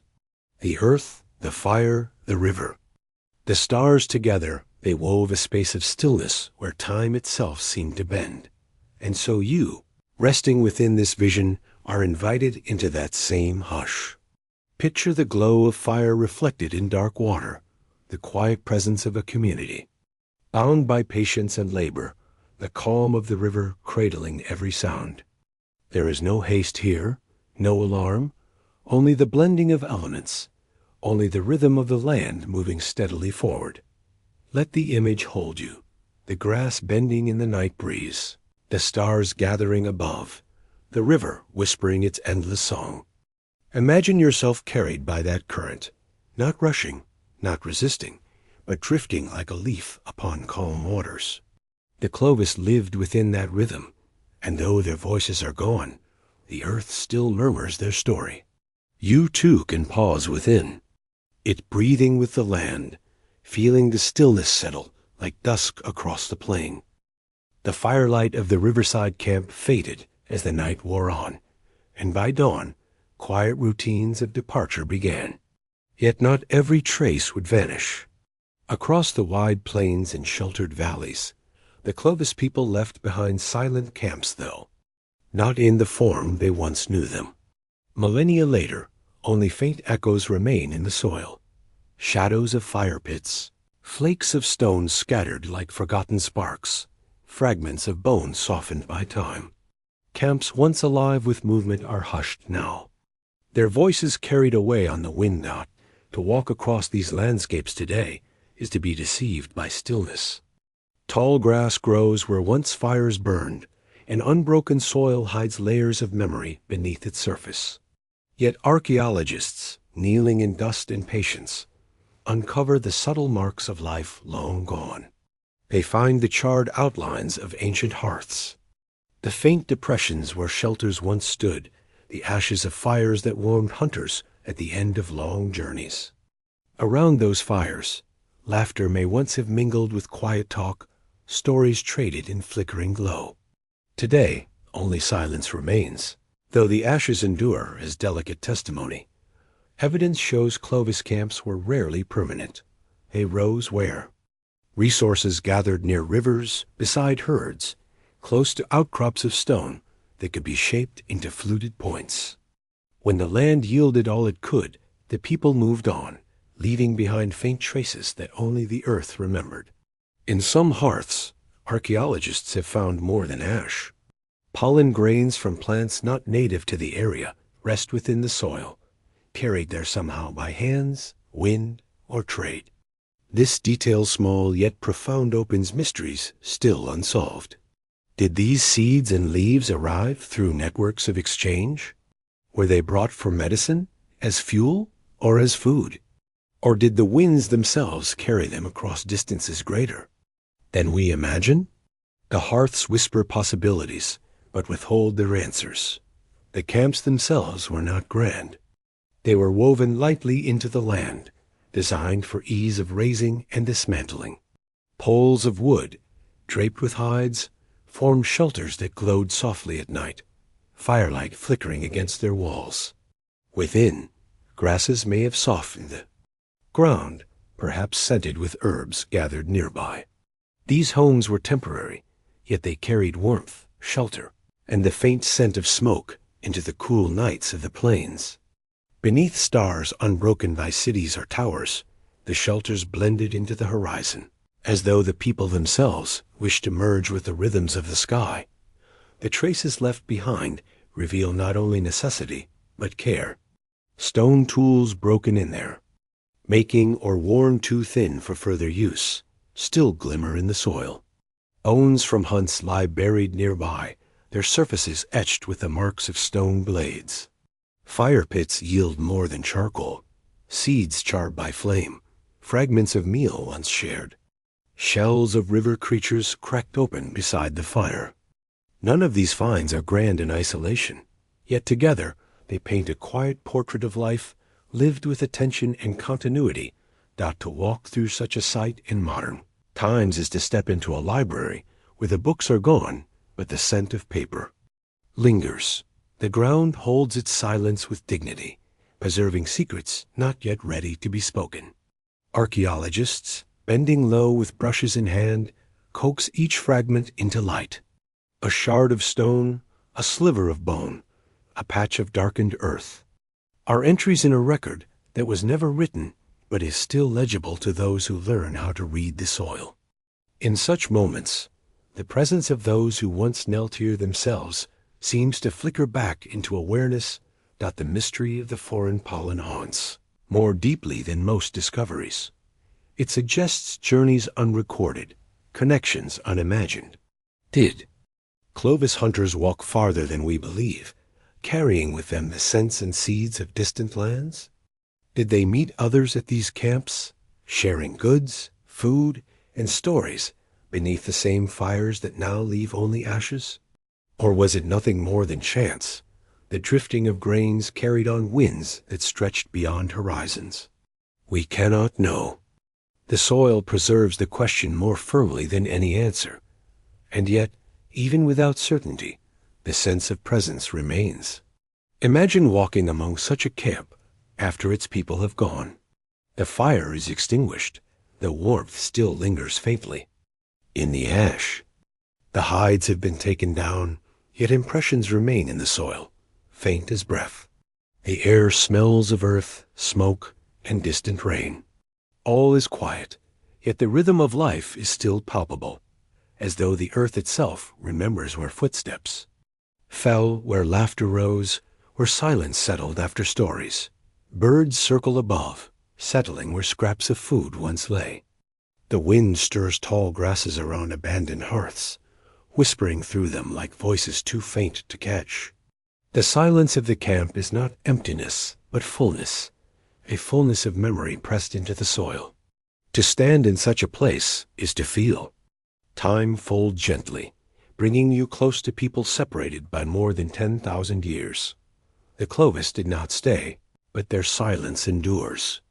In that silence lies both knowledge and mystery, the clarity of stone tools shaped with skill, the haze of questions left unanswered by pollen and bones. The ashes, the seeds, the shelter's faint outlines all speak, but only in whispers. And in those whispers, one can almost hear the hush of a camp long gone, its fire extinguished, but its memory alive, stretching across ages into the present dot. So let your mind drift into that hush. Picture the outlines of shelters against dusk, the slow fading of flames into embers, the rustle of grass where people once lay to rest. Feel the silence not as emptiness, but as presence, an embrace from the past, a reminder that the earth remembers. What people forget. As you sit with that silence, let it lull you, just as it has lulled every camp into stillness. Across time, the traces remain. Whispers in the soil, embers in the ground, echoes of laughter folded into ash. The people have moved on, yet their presence lingers, and in the hush of the earth they endure. The grasslands stretched outward in endless quiet, their silver blades moving gently beneath the moon. To walk across the plains of North America at the end of the Ice Age was to enter a landscape both vast and intimate, vast in its distances, yet intimate in its soft, continuous rhythm. Every breath of wind carried the murmur of countless grasses. Every step pressed lightly upon soil, where memories were slowly being written. The Clovis people left their presence across this wide canvas, not in towering monuments, not in enduring cities, but in patterns, subtle marks, scattered like stars across the land. Today, more than 1,000 Clovis sites have been discovered, their locations mapped with patient care by archaeologists. Each point of discovery, when traced across a map, creates a constellation of movement and life, stretching from the cool northern reaches of Canada down to the warmer valleys of Mexico. It is remarkable how these scattered points of evidence reveal a larger pattern, a rhythm of movement across the land. It speaks of both necessity and curiosity. Camps beside rivers, stone flakes strewn across ridges, the bleached bones of mammoths lying in low-lying valleys, all these fragments, small and often overlooked, form the outlines of a vast, intricate design. The plains themselves, with their sweeping horizons and ever-changing skies, acted both as a guide and a stage. The people followed the herds, but perhaps they also followed the stars or the seasonal winds, patterns in the heavens mirrored in the paths on the earth. Historians still debate whether these movements were dictated solely by food and survival, or whether deeper traditions, rituals, or unspoken rules also guided each step. In the quiet of the plains at night, it is easy to imagine these journeys, not as hurried migrations, but as thoughtful wanderings, measured and deliberate. The land offered sustenance, yet it demanded respect. It provided water and game, stone for tools, and shelter, but only for a time, before encouraging its visitors to move on. Over thousands of years, the people walked, hunted, rested, and moved again, leaving behind a constellation of camps, hearths, and tools, each a faint pulse in the landscape's memory. One of the most delicate mysteries lies not only in where the people traveled, but in what they carried with them. Among the stone tools unearthed across these sites, some bear subtle, almost ornamental, markings along their fluted edges. Were these marks purely practical, aiding in the shaping of the stone, or did they also carry deeper meaning, gestures of beauty, identity, or symbolic expression? The precision of these etchings suggests intention far beyond accident. To touch such a tool today, to run your fingers along its carefully fluted surface, is to feel the whisper of its maker's hands, the thought and patience embedded in each. Strike. A tool designed simply to cut need not be elegant. Yet many Clovis points display a striking symmetry, a balance both functional and aesthetic. In this symmetry, in the meticulous care evident across planes and tools alike, one senses a quiet reverence for the act of creation, a reflection of a people attentive not only to survival, but also to artistry, tradition, and the subtle stories. Etched into every carefully flaked edge dot, as you imagine standing within the grasslands, picture the horizon stretching in every direction, the sky an ocean of stars, the ground a sea of silver. Beneath your feet, thousands of years ago, a family may have camped. Their firelight would have glowed against the night, the sparks rising into the same constellations you see now. Perhaps in the quiet moments between sleep and waking, they too traced patterns in the stars, seeing in them the same order they carved into their stone points. The archaeological record reminds us that these patterns are not random. Each site, each find, adds weight to a larger image. But what that image represents is still uncertain. Was it purely survival and efficient dance of resource and need? Or was it something more, an expression of belonging to the land, of marking space not with walls but with footsteps, not with monuments but with memories?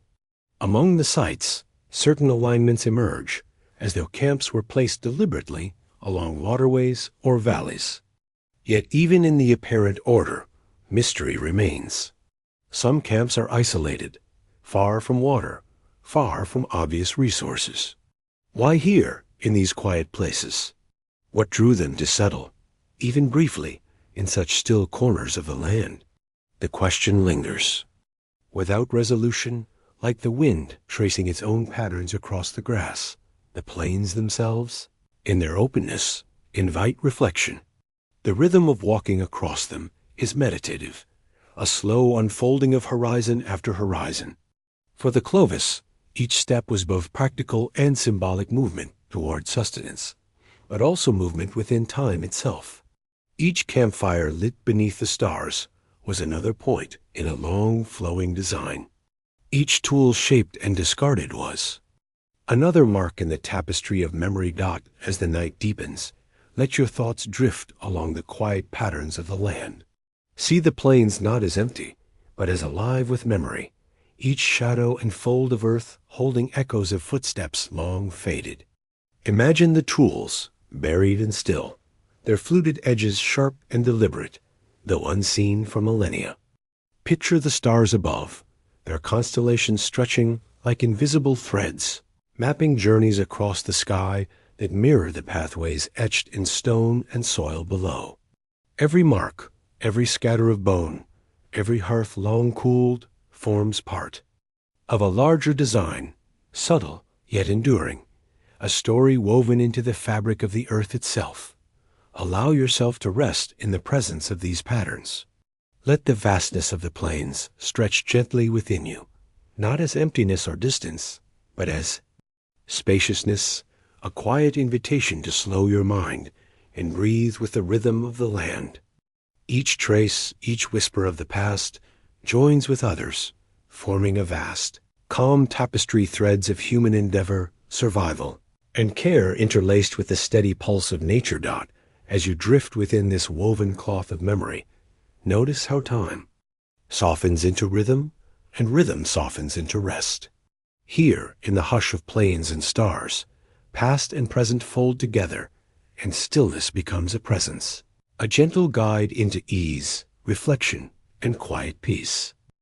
Night upon the ancient plains was never truly silent, yet it carried a stillness that seemed eternal, as if time itself had paused to breathe. The tall grass swayed like waves across the horizon. The wind whispered softly through valleys and ridges, and above all, stretched a sky so vast, so filled with stars, that it seemed to hold every step of the wanderers in its gentle embrace. When the Clovis people rested from their long journeys, they gathered near the warmth of a low, flickering fire. Their faces glimmered in its soft light, their eyes naturally drawn upward, following constellations that guided both their minds and their travels. The stars we name today shimmered above them as they shimmer above us now. Orion rose steadily from the horizon. Pleiades clustered like sparks of distant flame, and the arc of the Milky Way stretched across the heavens like a pale river of light. Though the names we assign to them are different, the stars themselves remained unchanged, a timeless guide illuminating the journeys of travelers who carried stone tools and memories instead of written maps. The constellations were companions as faithful as the rivers and forests, marking the passage of nights and seasons, echoing the rhythm that mirrored life on the plains. That archaeological evidence reveals how far the Clovis people roamed. Their distinctive fluted points have been discovered from the far north of Canada to the deserts of Mexico. Such vast distances suggest more than mere wandering. They indicate a culture both resilient and resourceful. Historians continue to debate whether these expansive movements were motivated solely by hunting and food gathering, or whether the Clovis also followed routes steeped in ritual, knowledge, or celestial guidance. Perhaps the stars above held lessons that shaped their choices as much as rivers and game trails did. It is tempting to imagine, after a long day of walking across endless grasslands or through shadowed forests, that the people paused to look skyward, letting the constellations map the way forward. The stars shift predictably across the seasons, marking time and direction, yet offering a quiet constancy. Perhaps hunters learned to travel by these celestial maps, their journeys written across the night sky rather than on parchment. We cannot know for certain. The possibility lingers like starlight itself, distant, faint yet enduring. In this imagined night, families huddled close together, firelight illuminating their faces. Beyond the circle of warmth stretched the dark, limitless land, mysterious and vast. In such emptiness, the stars provided both guidance and comfort, a reminder that even the seemingly endless horizon contained order, that darkness itself held patterns to follow. Children would drift to sleep beneath firs, their last waking gaze tracing the multitude of lights above, their small breaths mingling with the rhythm of the plains.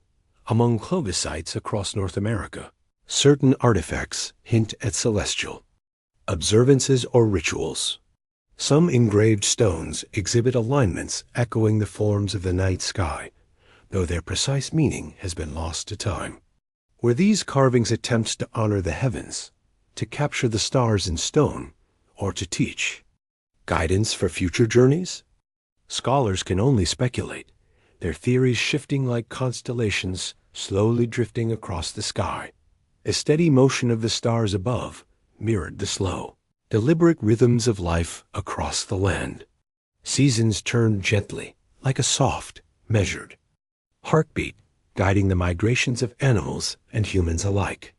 Mammoths lumbered across the endless grasslands, their massive forms leaving deep impressions in the soil, and the Clovis followed in careful harmony, their footsteps timed to the awe, shifting patterns of light and shadow. Each day carried a rhythm dictated by sun and sky, and each night by the predictable arc of stars, which served as both clock and compass. The heavens themselves became a silent guide, their eternal motions mirrored in the patient endurance of human journeys, teaching lessons in timing, patience, and attention to the smallest details of the world. There is a profound calm in imagining this connection, a quiet understanding that the land, its creatures, and the sky were all part of a shared rhythm. There was no hurry, no sudden conflict, only a delicate bond between earth and sky, between firelight and fur, between hunters and the animals they pursued.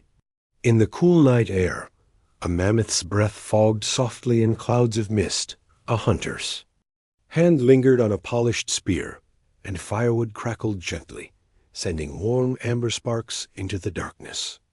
Above, the stars stretched endlessly, glittering like scattered jewels across a velvet dome, their light both a comfort and a guide dot. In moments such as these, the wanderers were more than survivors. They were participants in a grand and subtle harmony, living in accord with the universe itself. Their lives followed the rhythm of the earth, the sky, and all that moved within it, teaching us that existence need not be hurried or chaotic, but can unfold in patient, deliberate, and quiet grace, carried forward by the eternal motion of the young. Heavens above. One of the enduring mysteries of archaeology is the absence of explicit evidence for navigation. There are no written records, no maps, only trails of tools, bones, and faint impressions in the earth. Yet it is plausible that they moved by starlight, their memories carrying patterns of the night as surely as their hands shaped stone.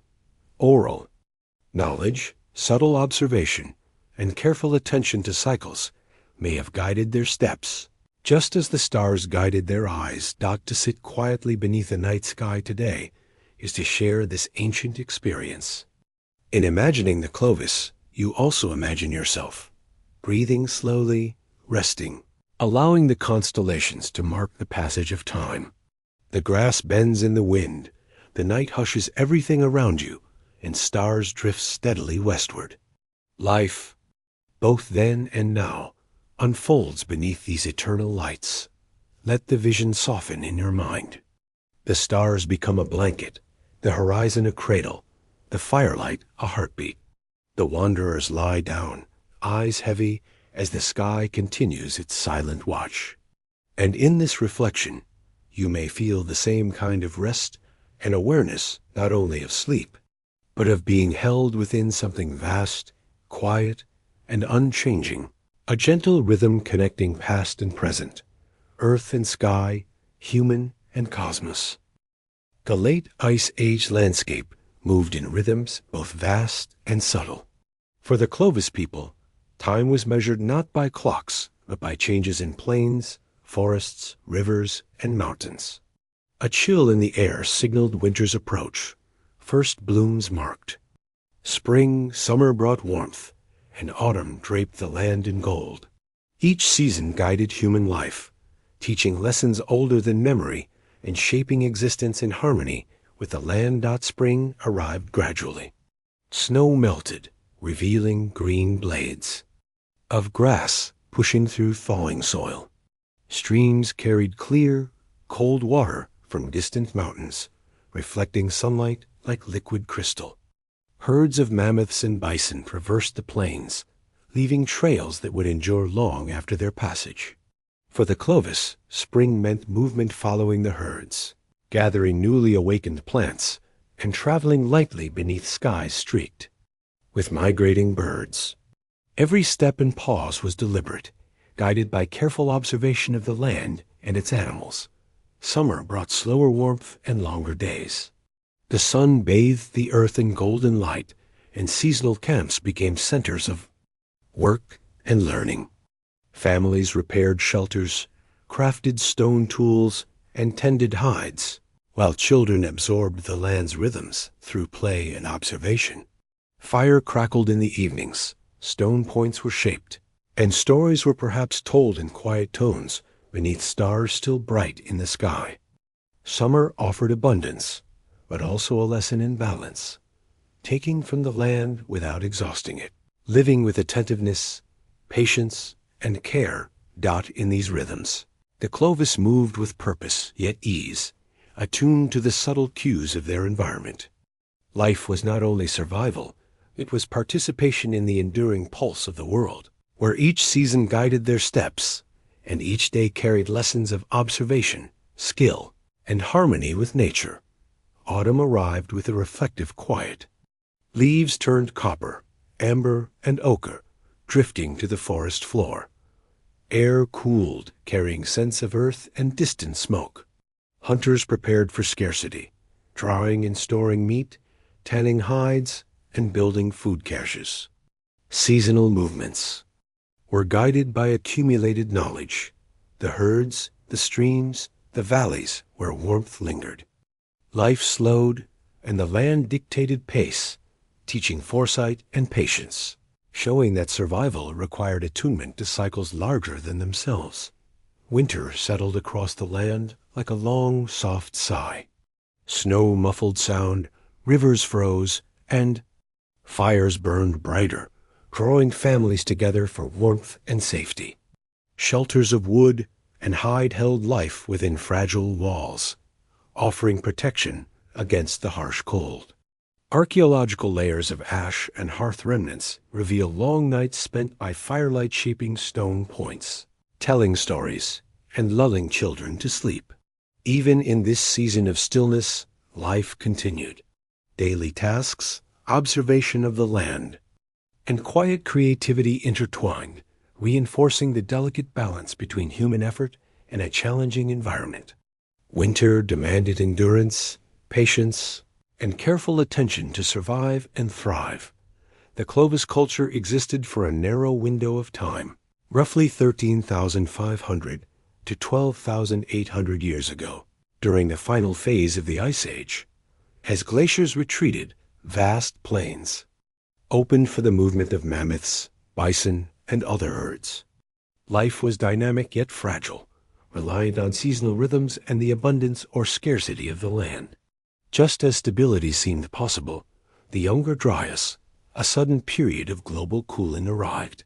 Temperatures dropped, growing seasons shortened, and landscapes shifted once again, testing the adaptability of the Clovis. Despite these challenges, their ingenuity is evident. Finely crafted tools, evidence of strategic hunting, and seasonal camps reveal a people deeply attuned to their environment. The Clovis thrived through careful observation, skillful adaptation, and a profound understanding of the land's rhythms, moving in harmony with both the challenges and gifts of their world. The reasons for that world, Clovis disappearance, remain a mystery. Sudden cold may have altered the migrations of mammoths and bison, making food sources unpredictable, while scarcity of plants could have forced changes in diet and survival strategies. Perhaps some unseen factor, invisible in bones and tools, contributed to their fading. The earth keeps these secrets, leaving only traces that hint at a once widespread culture and inviting us to imagine their lives within the delicate ecosystems of the late Ice Age. To enter the world of the Clovis is to follow the gentle rhythm of the seasons. Spring brought renewal, with grasses pushing through thawing soil and herds moving across the plains.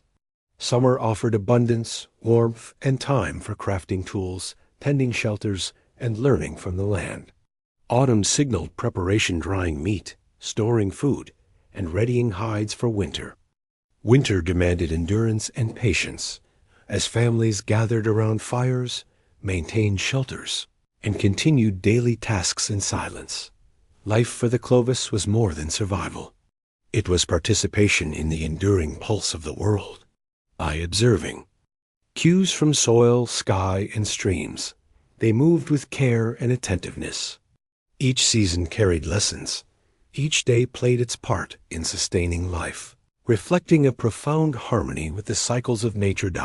As we imagine their days, we can feel the cool spring air, the push of grasses through thawing earth, the warmth of summer sun, the rumble of grazing herds, and the crackle of evening fires. Autumn smells of earth and smoke, winter tastes of crisp, cold air, and snow muffles the world's sounds. In this rhythm, urgency is unnecessary. Each season flows into the next, offering continuity and change. Time moves steadily, and life proceeds with patience, adaptation, and grace. Though the Clovis are gone, their footsteps remain in soil.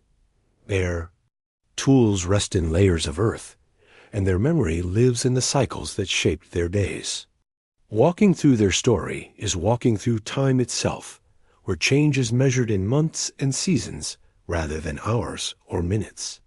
Every movement, every decision, every action was intertwined with the land's rhythm. Their lives remind us that survival is not only endurance, but dialogue with the world, teaching the quiet power of observation, patience, and living in harmony with enduring natural cycles. Each step mattered, each season guided, and every moment belonged to a vast, interconnected rhythm.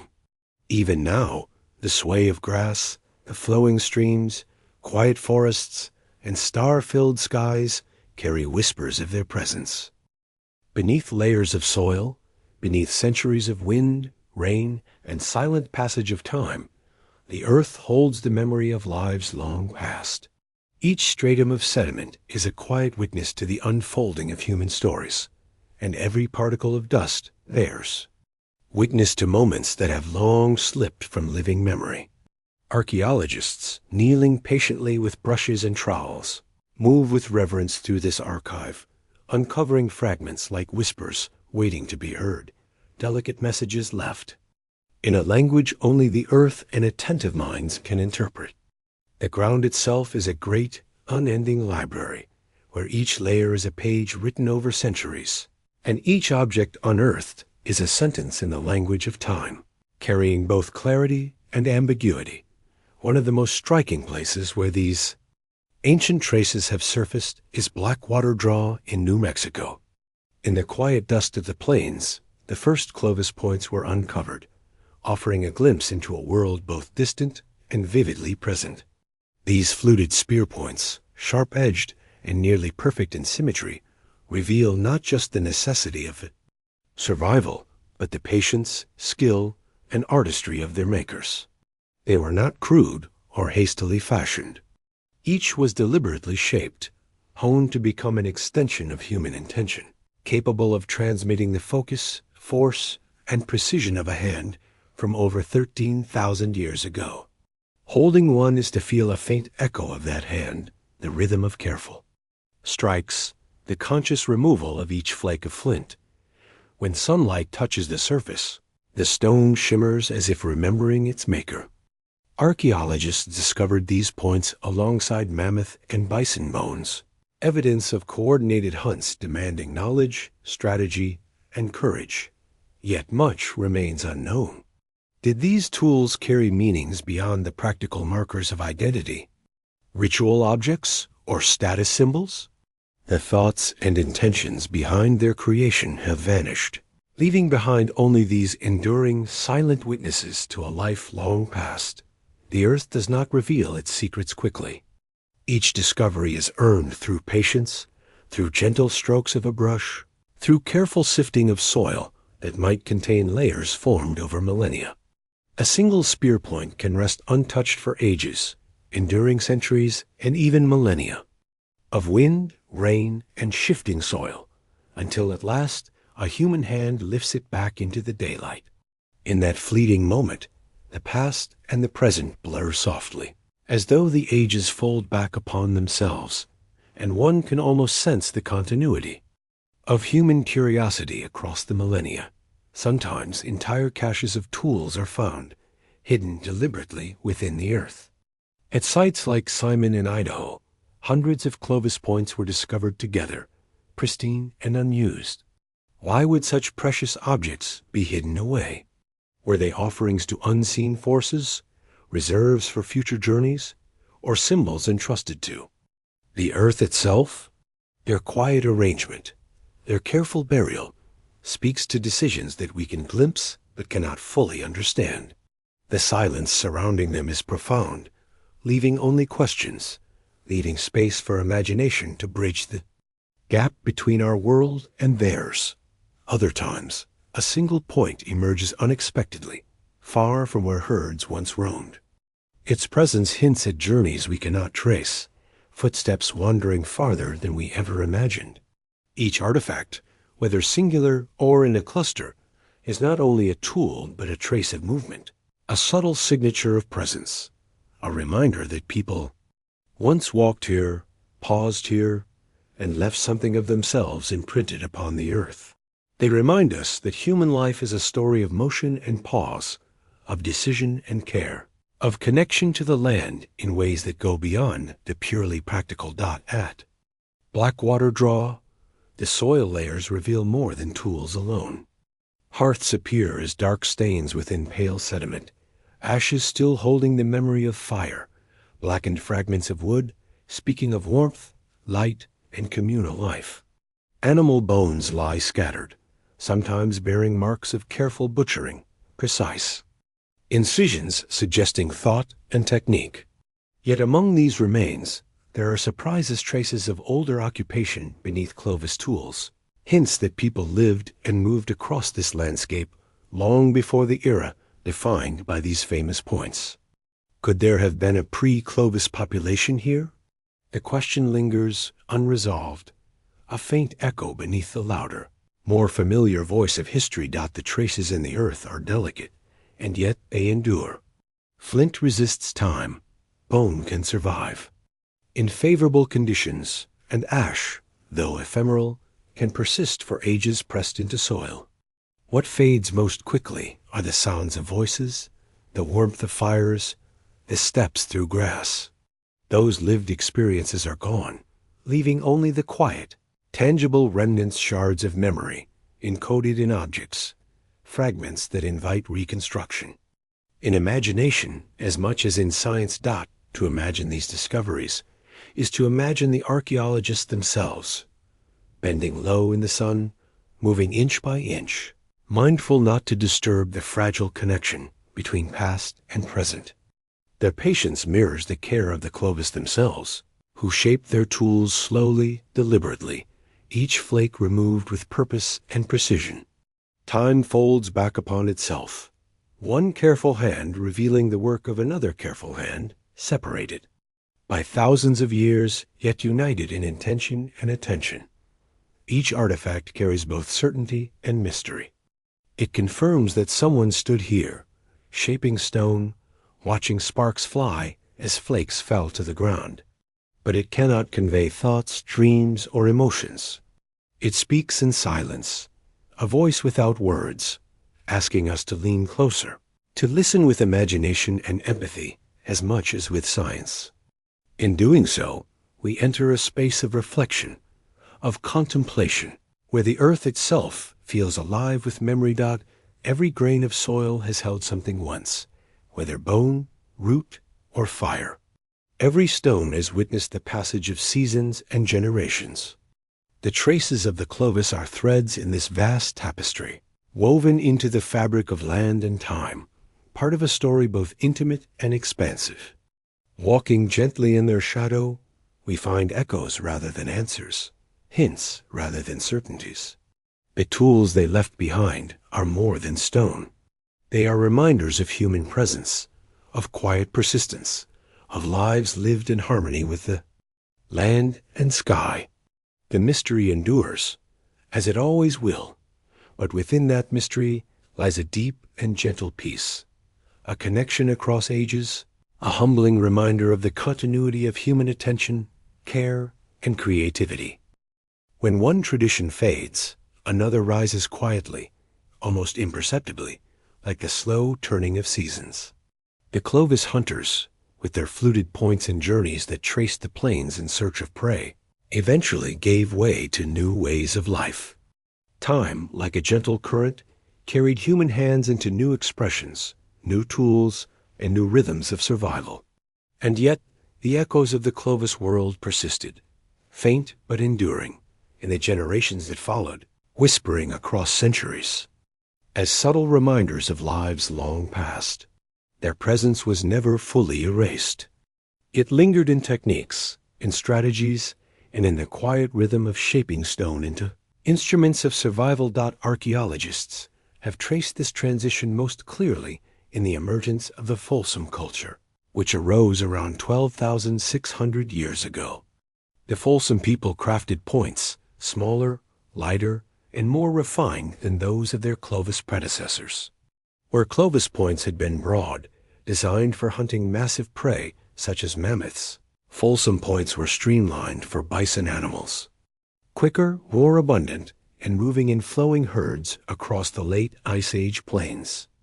This shift in design tells a quiet story of adaptation. As the mammoths disappeared, human communities responded, learning to move with the land and its shifting resources. The people adjusted, turning their skills and attention toward new prey.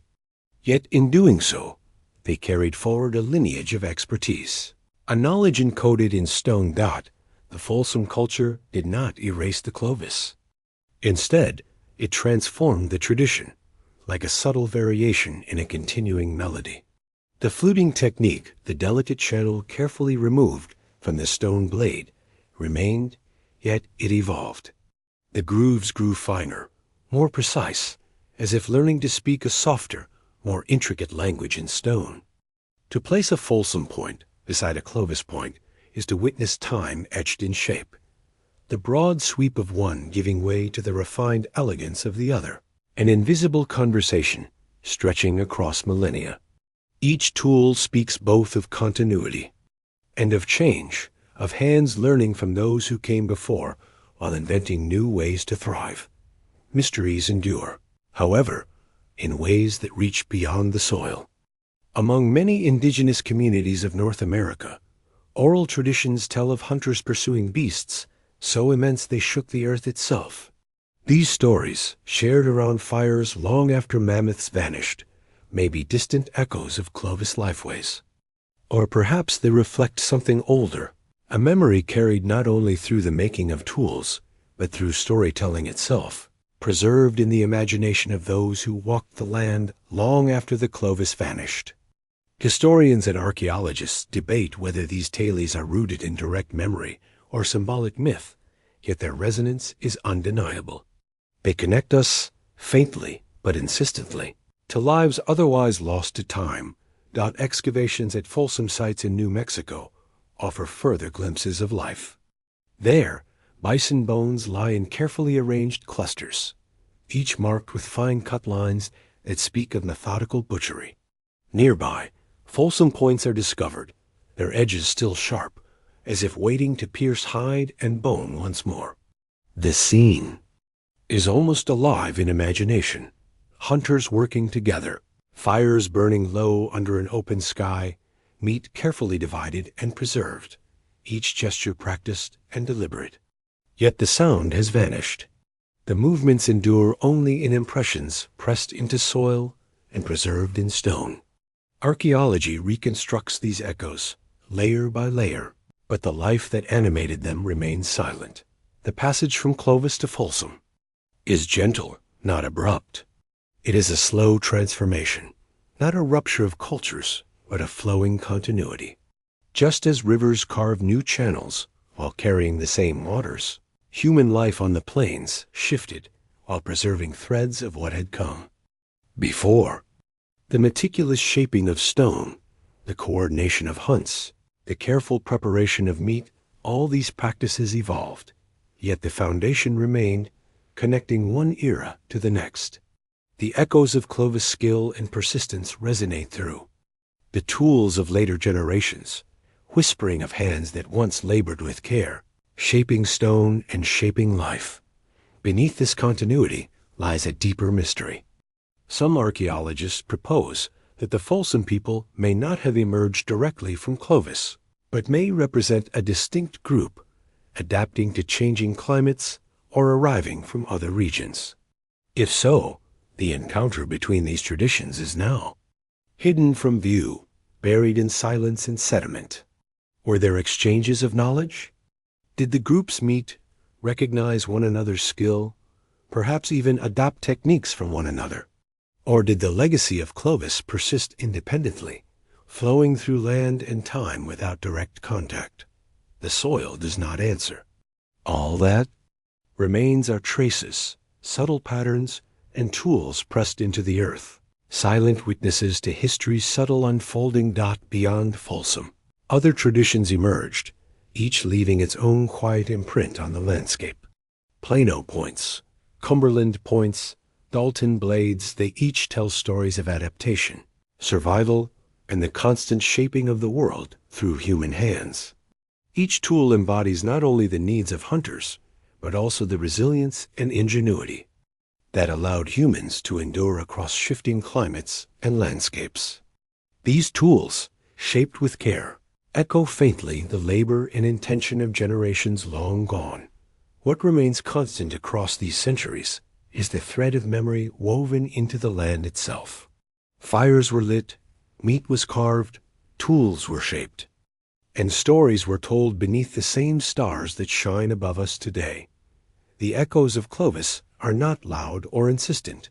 They hum gently beneath the landscape, reverberating in every subsequent tradition.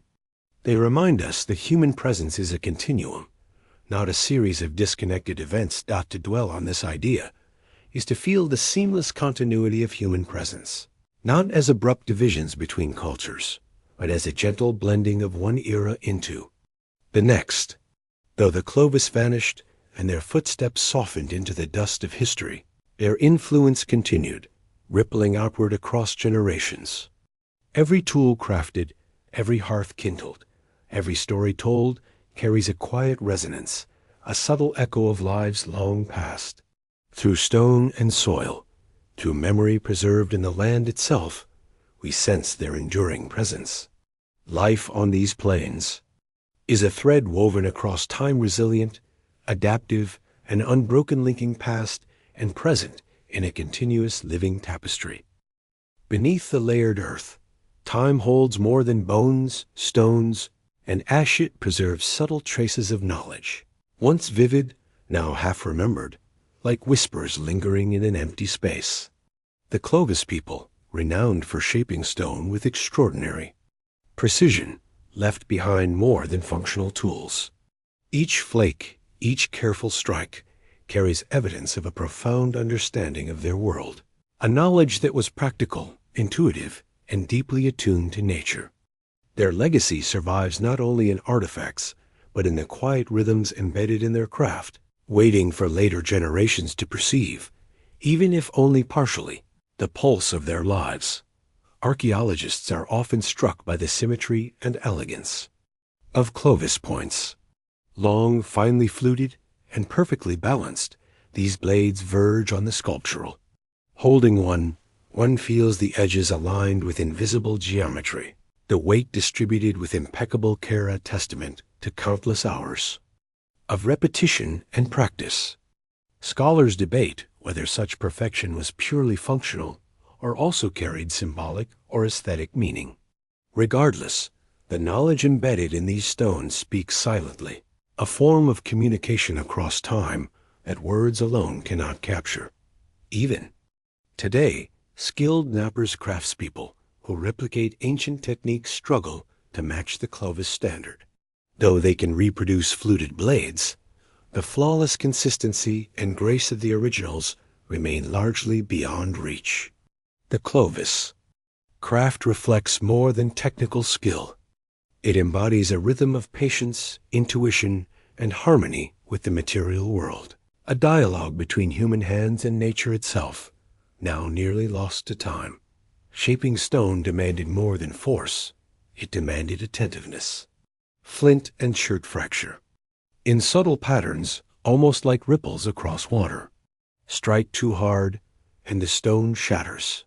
Strike too lightly, and it leaves no mark at all. The Clovis people must have known these materials intimately, learning from observation, trial, and careful instruction, passed quietly around fires under open skies. Knowledge was embodied, physical and communal, carried forward by generations, whose survival depended on understanding stone, animal, and landscape alike. Even within the minutiae of their craft, mysteries remain. Some Clovis points display fluting that runs impossibly thin and deep. Others show polished edges, smoothed, with care far beyond what survival alone would require. Were these refinements practical, improving aerodynamics for hunting, or were they expressions of aesthetic sensibility, subtle markers of identity or status? The earth offers no explanation, only the silent evidence of deliberate practice. Care, of attention devoted as much to form as function. Beyond stone, other traces hint at lost dimensions of Clovis knowledge. At some sites, archaeologists have discovered pigments such as red ochre, ground and prepared as if for ceremonial use. Ochre is unnecessary for hunting or tool making, suggesting purposes beyond survival, perhaps body decoration, marking tools, or arranging objects in patterns whose meanings have long vanished. Such traces remind us that the Clovis may have cultivated a sense of beauty, ritual, and symbolic expression alongside practical skill, a blending of survival and spirit. Now only faintly perceptible dot, it is comforting to imagine these moments. Hunters resting after long treks, fires glowing low, one hand steadily chipping stone while another grinds ochre into powder. A soft rhythm pervades the scene, the tap of stone, the gentle abrasion of pigment, the flicker of flame. Knowledge flowed not through written words, but through practice and repetition, through gestures repeated until absorbed into memory and muscle. Life was transmitted as much through touch and observation as through speech, yet not all knowledge survives. Some has slipped away into silence, leaving only the faintest suggestions in soil and flint. We glimpse fragments, shadows of understanding, but never the fullness of thought that guided the Clovis people. These whispers underscore the fragility of memory, yet also reveal the beauty inherent in what endures, however incomplete. Understanding extended far beyond craft. The Clovis were keen observers of the natural world, moving across the continent at the edge of the Ice Age. They tracked herd migrations, understood river patterns, predicted seasonal changes, and read the stars for orientation and timing. Modern science can reconstruct some fragments through pollen, bones, and sediment analysis. But once, this knowledge was embodied, alive within every step, every movement, every decision dot at night. One might imagine Clovis people gazing at constellations above the same plains we see today. Perhaps they used the stars to navigate, to mark the passage of time, or to carry stories and myths that guided communal life. This celestial knowledge is largely lost, now only suggested, yet its possibility adds another layer of wonder. Historians debate its exact nature, but the resonance remains a quiet echo reaching across millennia. In this sense, lost knowledge is not absence. It is a presence felt faintly, like light filtering through a curtain, like a half-remembered song. Walking through a Clovis site today is to move among these whispers, to sense lives once vivid with skills, attentiveness, and understanding, even as we grasp them only partially. There is solace in this. What survives, however fragmentary, reminds us that humanity always carries knowledge forward, always creates beauty, and always leaves traces for future observers. Loss does not mean obliteration. What endures is softened by time, but it waits, patiently to be noticed and understood anew. The Clovis are gone, yet their whispers remain. In the symmetry of points, the polish of edges, the faint traces of ochre, and the silent earth itself, they speak softly, not loudly, but insistently, like wind through grass, like murmurs in empty spaces.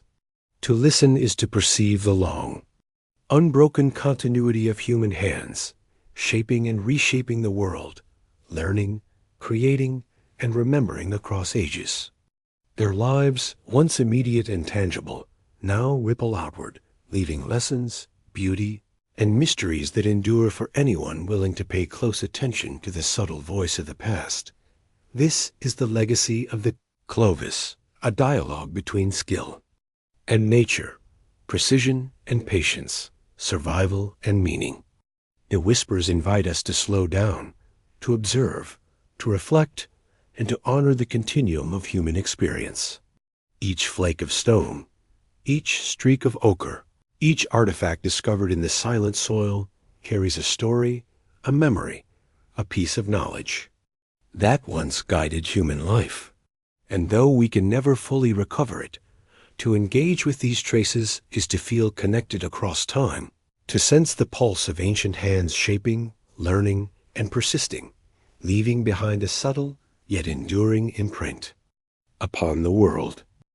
Beneath the vast, quiet stretches of earth, time settles like a gentle mist, wrapping the past in layers of silence and memory. The boundary between what was and what is does not exist as a harsh line, but as a tender, gradual blending, where footsteps long erased still leave faint echoes. In this soft meeting place, the world of the Clovis people brushes gently against ours. Every fragment uncovered stone, bone, flake, or hearth speaks in whispers through the soil, offering hints of lives lived with focus, skill, and attention to the land around them. Each piece is a voice, faint but present, calling across millennia. To those who pause long enough to listen, archaeologists kneel carefully over a site, brushing grains of sand from a long, fluted point. Their movements are deliberate, reverent almost, as if they are not merely uncovering objects, but attuning themselves to the subtle rhythms of time. These tools are not broken relics, they are bridges. They connect the physical weight of ancient hands to the curiosity and awe of modern observers. Scholars continue to debate whether the Clovis should be understood as a single culture or a wider, more varied tradition spread across regions.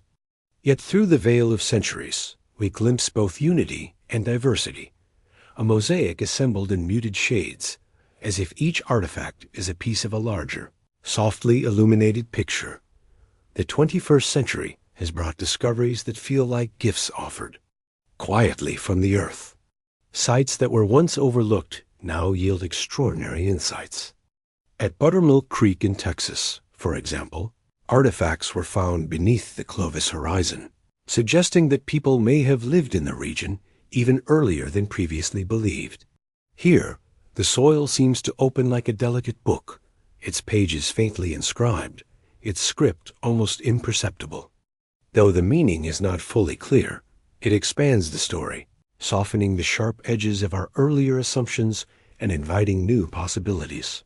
Even as modern technology reshapes our understanding through radiocarbon dating, DNA sequencing, and microscopic residue analysis, the act of uncovering ancient artifacts remains deeply personal and intimate. A scientist, peering through a magnifying lens at a tiny fragment, perceives more than just its age. They witness intention.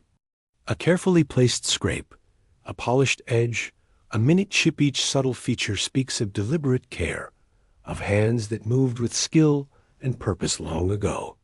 These traces are whispers from the past, gestures frozen in time, conveying messages without words. Through such details, we are reminded that every artifact was once part of a living world, shaped by people who breathed, thought, and acted within landscapes much like our own. Though separated from us by thousands of years, these ancient individuals leave behind tangible reminders of their presence, their skill, and the intimate human rhythms that shape their daily lives. Mysteries shimmer gently through this veil of time. Some artifacts appear where they seem out of place, defying established timelines. Certain tools suggest human activity earlier than the traditional Clovis horizon, challenging long-held assumptions that these hunters were the continent's first. Others display patterns or refinements so deliberate that their purpose remains uncertain. Were they strictly practical, designed for hunting and survival? Or were they ceremonial, aesthetic, or symbolic in ways we can only guess? The soil offers no definitive answers, only subtle possibilities. And it is this uncertainty that invites contemplation, humility, and wonder. Imagining time as a woven fabric helps illuminate this perspective.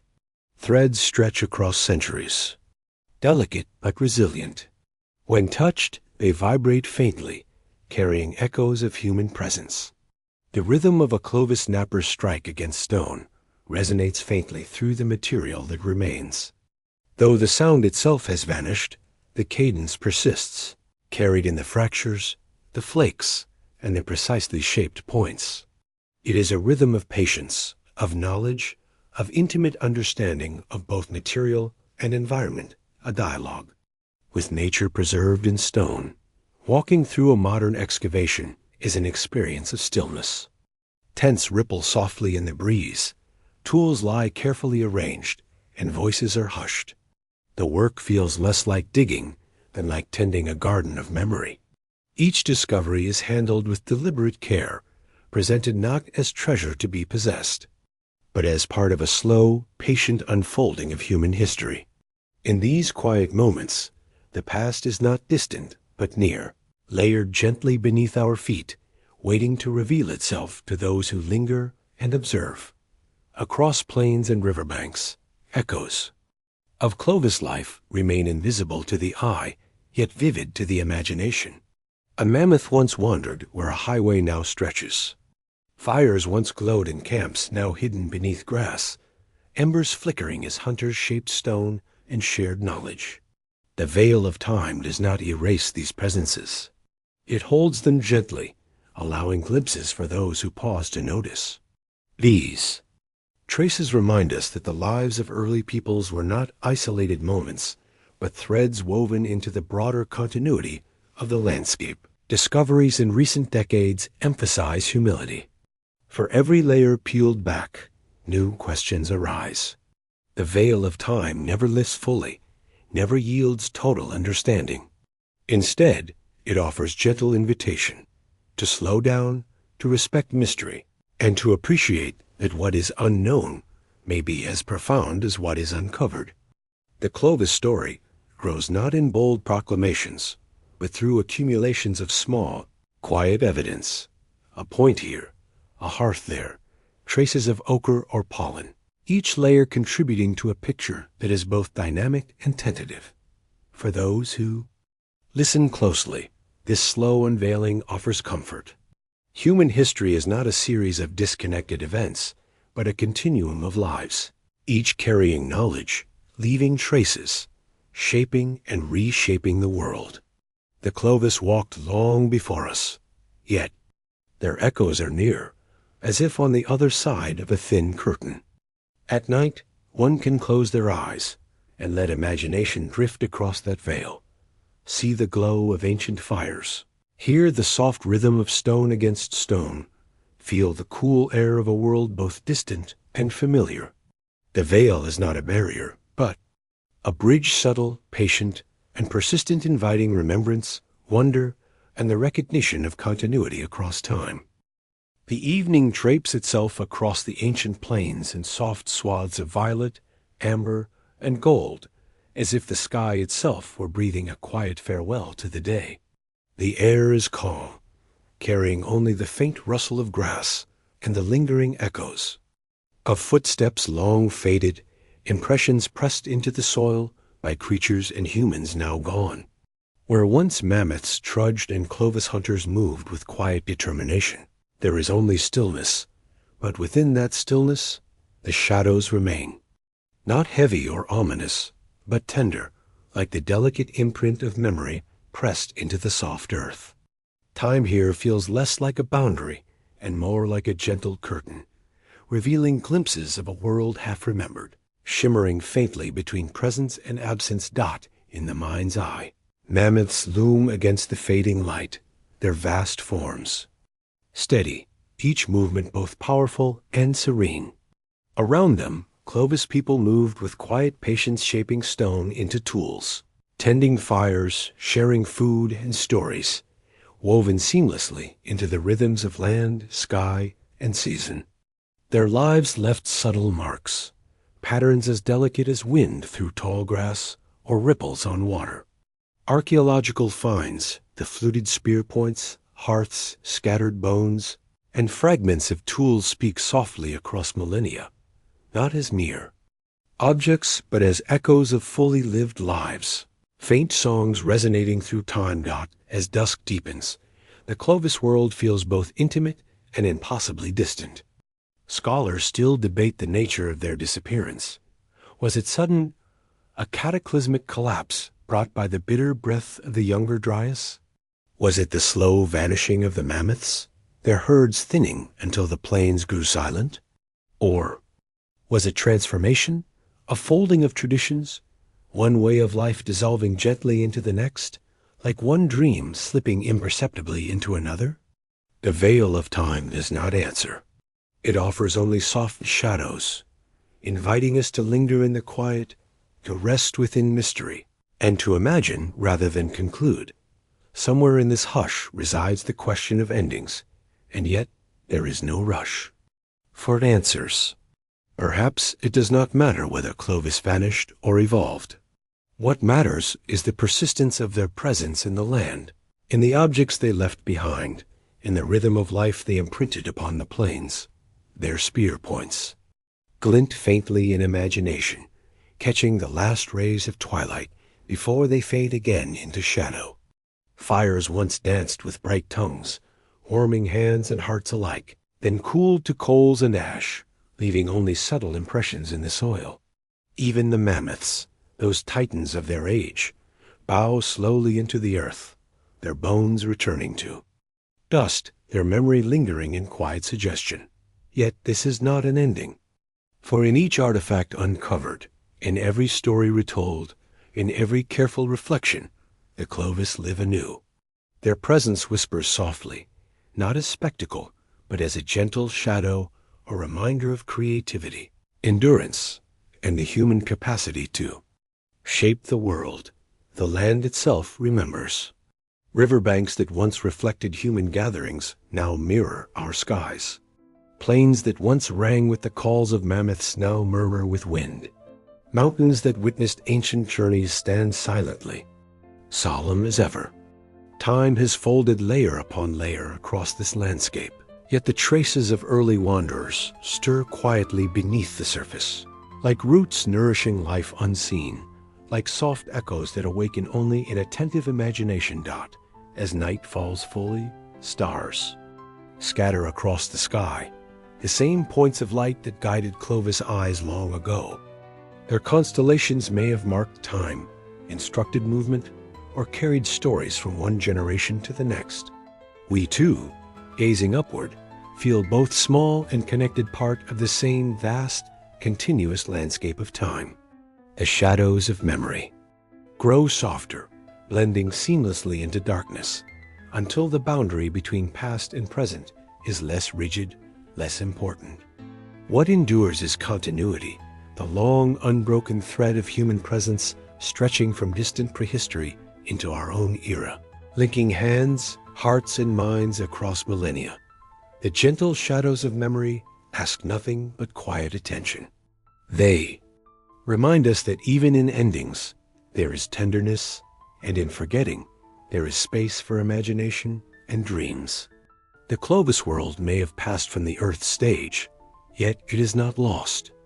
It rests like a lullaby beneath the soil, waiting for those who are still enough to listen, for nights like this, when thought softens and the mind opens to wonder. The spears, the tools, the faint ashes of fires, these are more than artifacts. They are touchstones, fragments of a continuity that reaches into our own lives, teaching us to respect patience, care, and the subtle persistence of life. Now, standing within this imagined field, we sense the passage of countless lives layered upon one another. The fires glow faintly in our mind's eye, the embers settling to ash.